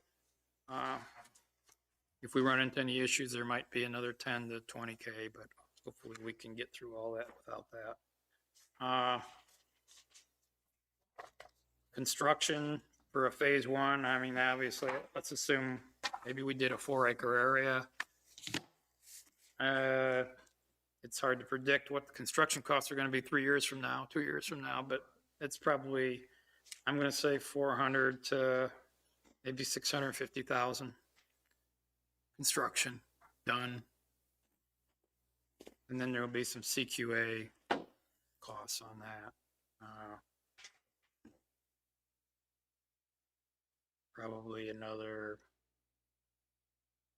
20 to 35K in there. So 125, 650. You're gonna be pushing 700, 800,000 in the end. Worst case, probably. Do we have the money appropriated for that? I'll have to look at that, Jim, for sure on that. I know we've got money to do this initial 115 to start on it. Then we'll have to see where things are after there, because we're using some of that money right now for our landfill trucks. There is money to start the application, get things going with Terracone to get the preliminary engineering drawings done, and start the permitting process. And like I said, that number can be adjusted based on when we get to that point, how much you have to work with in dollars. Maybe we're only gonna dig a 3-acre area, but if you have the ability to dig a 6-acre area in the dollars, it'd be better to do that, because then. So you projecting the 6-acre area? I am right now. These are just numbers I'm throwing out. Yes. You know, like I said, an 18-acre area, you know, is going to give you, you know, 25 to 50 years. Okay, well, what do you want to shoot for? You know, that's total design, but then we back up to construction. We can piecemeal the construction based, because that's where your biggest cost is. You know. You only have 200 to 300K to spend. Well, and how many yards can I move for 200 to 300K? You know, versus I've got 500K because I can move a lot more yards. You know, dig it, open up a bigger hole. You know, but we can evaluate all that, and when we get to the phasing plans, we can kind of conceptualize that. Well, I just want to limit it to 3 acres to start. I mean, the existing cell is 10 acres right now. I think 9 to 10 acres for 10 the acres. cells 2 through 6. It's lasted you quite a while. But the other thing we need to keep in mind is we're assuming 4,500 tons a year. That can change overnight with a storm, where I know we're having to turn some of the disposal waste away. I mean, they wanted to bring in double wides and put them out there. You can't compact those, and you'll use up most of your airspace putting 3 or 4 of those out there that you have permitted for the whole year. You know, so those are the kind of things you have to kind of balance out. The thing is, we're on the front end, so we can design for those contingencies, add them into the capacity and the overall design. The back end is where, okay, well, what can I afford to dig? And when, you know? I mean, if we lay out a plan, then you guys can schedule allocating so much money to be set aside each year. So when you get to year 3 or 4, you have the money set aside to do the dig. You'll have at least a plan in place to tackle it versus saying, oh, I need to dig a hole today and I haven't got the money. What am I going to do? Right. I think I'm probably the first one to come down and lay out a 5, 10 year, 15-year plan for the county as far as costs go. And getting by year to year, but you can't do that in these landfills anymore.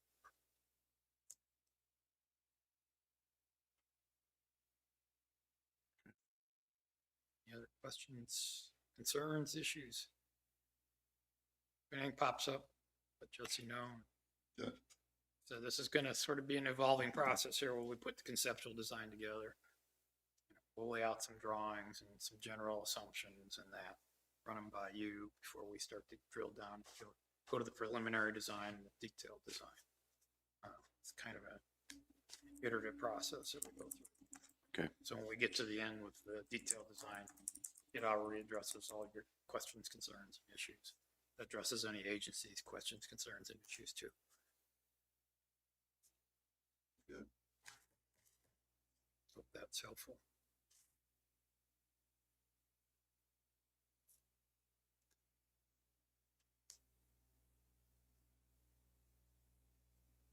So we need to approve that.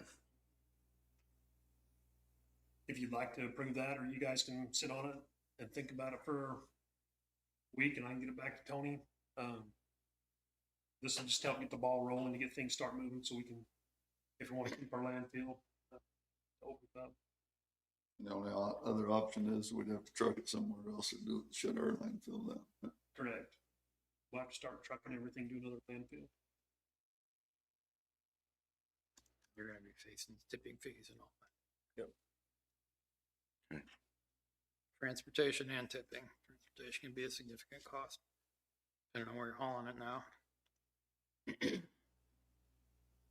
I'm good with moving forward on getting the work started. I'm fine with it, and I'm just working future for the financial side of it. Yeah, and that's one thing that I Plan. worked with Tony a little bit on the financial end, where we're gonna be, cost-wise, putting this all together. Coming up with doing it in phases is gonna be, I think, gonna be our best option, so we're not just biting everything off at once. Getting a little bit done at a time, being able to have a big enough area we can continue to work on.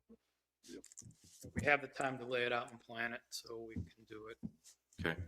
and work it into the county's budgets and the needs for the landfill, actual disposal. Makes sense to me. You will need a motion.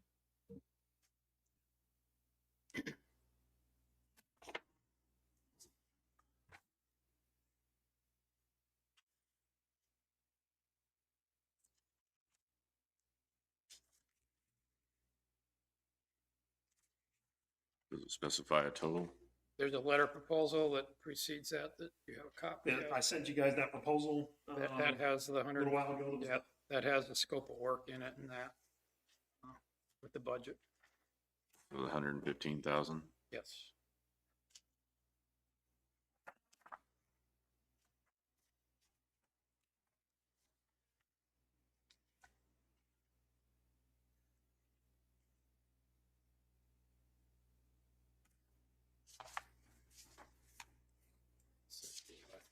Page of the letter.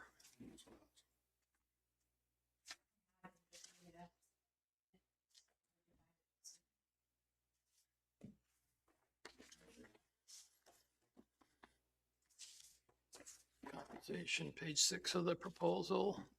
Yeah. Do you want that, Jason?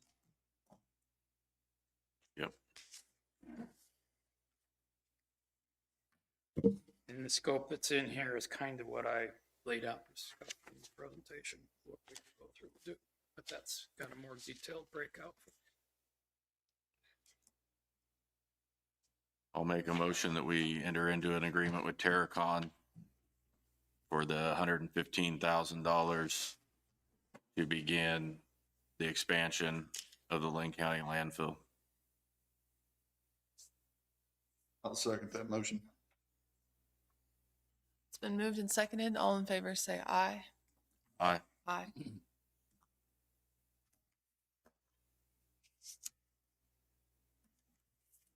Thank you.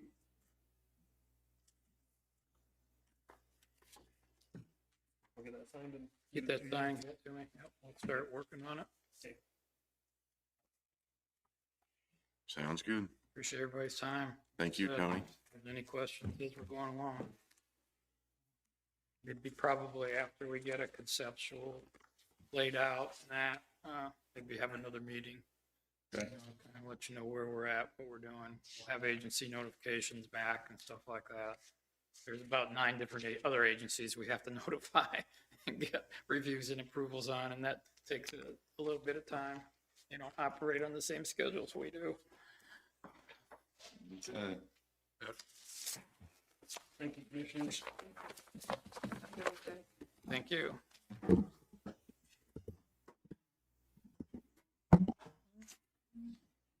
I've received a couple of emails this week, or last week, and I kind of just wanted to go over that with you a little bit, Chastity, regarding open records. So when it relates to real estate sales, they are allowed to come in. Now, timing art, I've talked to Jacqueline about this as well. Just to clearly state as a county, real estate sales, those are open records and they are available to inspect free and also available as needed for appellants. Is that the way you understand it? Because the way I'm understanding it is we were trying to charge her for these documents, and according to Kansas statute, they cannot be charged. A person. Nobody's came in and asked me anything about real estate. They did go into Lisa's office. Okay. However, I just want to make sure that we can work with Lisa, right?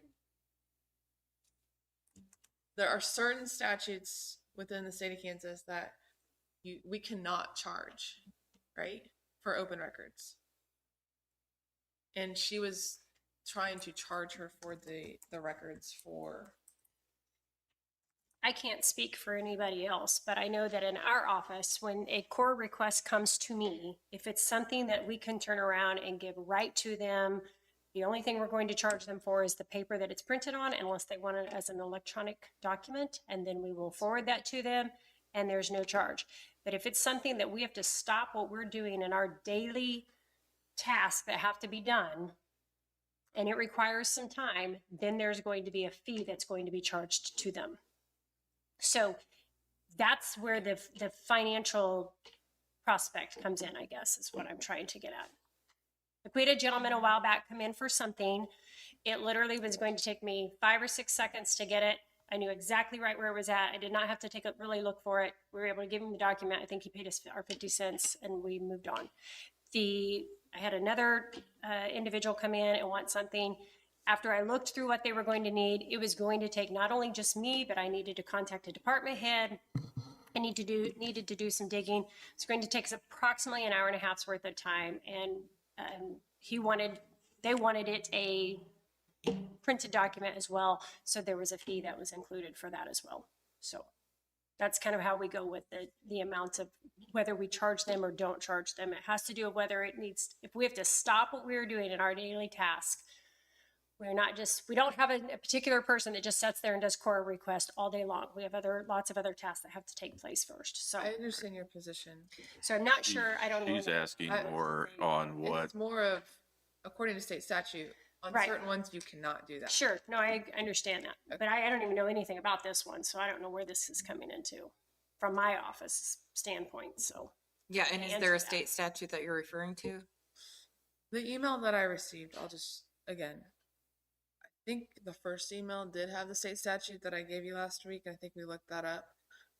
But she responded back to me that I have spoken with the attorney at the Attorney General's office, Department of Cora, Matt, I don't know how to say it, Bing, yes sir, and would like to let you know that Matt said that real estate sales are open records, free to inspect, and are available for appellants. Please contact me. And then she gave her information. So I just want to make sure You just if you saying, have someone coming into are you saying really just private real estate sales or what? That's what I'm saying. Then I think that's. She's- I don't think. and we cannot charge. I don't know about that, but I mean. I And think that's what I'm trying to get at, because we've been really trying hard to implement the core request form and documentation, consistency. We're trying to get consistency. Real charges. estate sales. That's open. I think what they're asking for here is the real estate sales associated with their Their property.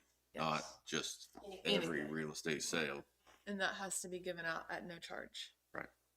So I just want to make sure we knew. I'm not saying it was you, but I am saying she has come into somewhere in the county and has been told that we're going to charge her. And what she is saying is, no, I can get that's free. Correct. So Okay. That is it. I think it was Lisa's office though, where she was going in, because in the past, she had been able to go in and get Lisa or whoever works over there would get the information and provide it to that person. Now we're saying we're going to do the form or email us or some sort of documentation. We are asking for that form and documentation, whether it costs or not, for the simple fact, we need to make sure that all steps are taken correctly and that we are doing everything, again, consistently. So when someone, or if someone comes back and states, hey, I didn't get the correct information, or didn't do this in a timely manner, we have proof that those steps were taken the way they are supposed to be taken. Agree. And we also talked about this last week because there are some individuals that don't want to fill out the form. Correct. So if they send an email or they write it on a piece of paper, that is still acceptable. That is correct. But then we turn around in return, give them an actual core document just so they know what it looks like and they can see on the back of it again what patrons and citizens have to understand. We cannot stop doing what our daily tasks consist of to take care of that core request right at that given second. It may take a little bit of time. I don't think she's saying So, that. What no, I she's understand. I'm saying is- letting all patrons and citizens. That's not know what she's that, saying. so. She's saying regardless Yeah. if you took your time out or you didn't, Mhm. it's still free. Sure. Doesn't matter. And so, just want to make The sure. real estate, I am aware of that. That it, with their own real estate, not to everybody else's real estate. They can't come in and ask about mine, or they can't come in and ask about yours. They can ask about their real estate. That's free. Yes. I mean, I just think that it's important to note, like, for example, KSA 45218, inspection of records, request, response, refusal, and fees. All public records shall be open for inspection by any person except as otherwise provided by this act. It goes on to say, upon request, in accordance with procedures adopted under KSA 45220, any person may inspect public records during the hours or additional hours that may be established. It goes on to say, each request for access to public record shall be acted upon as soon as possible, but not later than the end of the third business day following the date that the request is received. If access to the public record is not granted immediately, the custodian shall give a detailed explanation of the cause for further delay and the earliest time that the records would be available for inspection. If the request for access is denied, the custodian shall provide, upon request, a written statement of the grounds for the denial. Such statement shall cite the specific provision of law under which access is denied and shall be furnished to the requester not later than the end of the third business day. The custodian may refuse to provide access to a public record or to permit inspection if the request places an unreasonable burden in producing public records, or if the custodian has reason to believe that repeated requests are intended to disrupt other essential functions of the public agency. This refusal may be sustained by the preponderance of the evidence. Additional procedures for obtaining access to these records, requests for records, establishing office hours, etc., is within KSA 45220. And a public agency may require written request for inspection. And so that is what we, are doing, because the public information officer, the clerk, is held accountable if requests for public information are not satisfied in accordance with the law. So requesting a written request for publicly available information is allowed by law, and the identity of people, such as the sale of real estate, not their own, for purposes of appeal, like a BOTA hearing. Of course, the person is entitled to receive information about how the assessed value for their property was established or determined, but I cannot go and ask for that regarding somebody else's property if it falls outside of the scope of what is publicly available information. So the public available information is governed by the Cora statutory scheme. And so if there's a particular statute that someone feels like is not being honored for them, that can certainly be evaluated.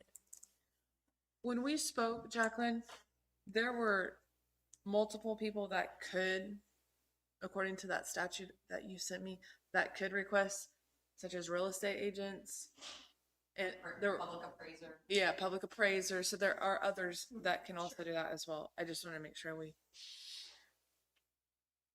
knew that. Okay. I mean, I'm okay.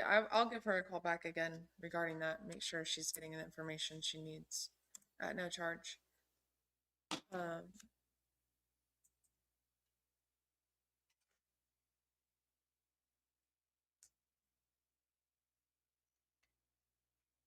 We had a discussion in December of 2025 regarding liquor sale.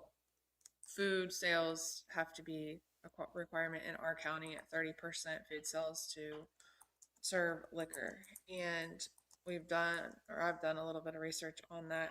Jason, I know you had asked for a map regarding which surrounding counties, and I had sent that to Chastity just now, so you guys might have it in your email. But that's on the Kansas Department of Revenue website. It's updated January 16th of 2026, and it shows 51 counties do require it. 54 counties do not require a food sales requirement to sell liquor, including Franklin, Woodson, Allen, Bourbon, Crawford, and Cherokee, which are close to us. And we had been reached out to regarding establishments and event centers in Linn County. There are, I think, 3 options. The commission can approve it, or the commission can add it to the ballot, or we can do nothing. And then someone who has a desire to have that can come in and get a petition, and then they can have the individuals in the county sign the petition. Once they have enough, I think it was over 100, somewhere around there, signatures of people that want that change, then it would be added to the ballot as a question, correct? Once it's a question, then it would just go into effect or not into effect. And so I want to just circle back and see where you guys were at on that. Would that be something you would want to make a motion to approve a resolution to eliminate the food sales requirement in Linn County? Would the commission desire to make a motion to have it added to a ballot as a ballot question? Or do we want to do nothing and have the individuals who are requesting the elimination of the food sales tax requirement do their own petition and then file that before June, and then it would be added to the ballot? And no matter what happens on that, then that's what goes into place as policy. I do want to let you know as well that it was passed in 2004 to make it be at least the 30% of the gross receipts from the sales of food for consumption on the premises. So it was passed in 2004 to make those. By the commission. It was a resolution. This was on the ballot. This was a ballot question. And the ballot question read? The ballot question says, shall sale of alcoholic liquor by the individual drink in Linn County be allowed in public places where at least 30% of the gross receipts are from sales of food for consumption on the premises and prohibited in all other places? Yes or no? And that was passed in 2004. So.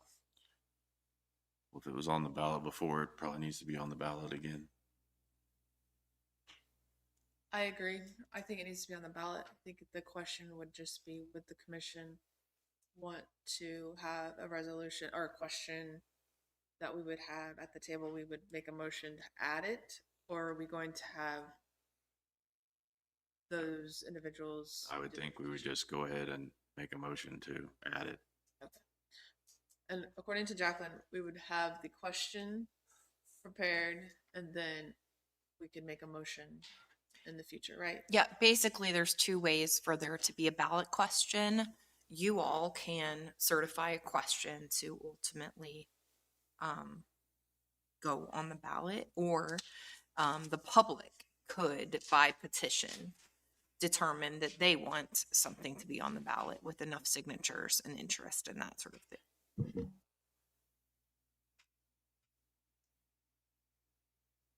Would everyone be in favor of the question being prepared for next week to possibly vote to have it added as a ballot question? What you want, drop it from 30%. I'm not saying I do or don't. I'm just giving information to you from quite a few individuals who would like to see that change. But I would be in favor of somehow going on the ballot, whether it would be through us or through the petition. And I mean, the only thing that's up to us is the wording of the question, right? Yeah. Not whether it passes or not. Correct. It doesn't matter how we feel one way or another. It's just the question, but when we make the motion, we need to have the actual question In place. Yeah, that's Okay. before we make the motion to do that. I just didn't And want to do we, work. do we need to? I'm in favor of the question being raised, but do we need to wait another week with Jessie being gone next week, or is it something that can happen with her? I think Jacqueline could create the question. Can you print that off? How it was worded the last time, and then we could just update it to different wording. Then we could simply make a motion next week.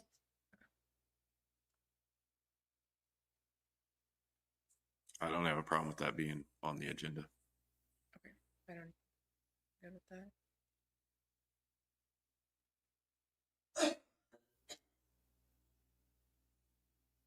That's all I have. So, anybody else have anything else for today? I'll make a motion to adjourn. I'll second it. Moved and seconded. All in favor, say aye. Aye. Aye.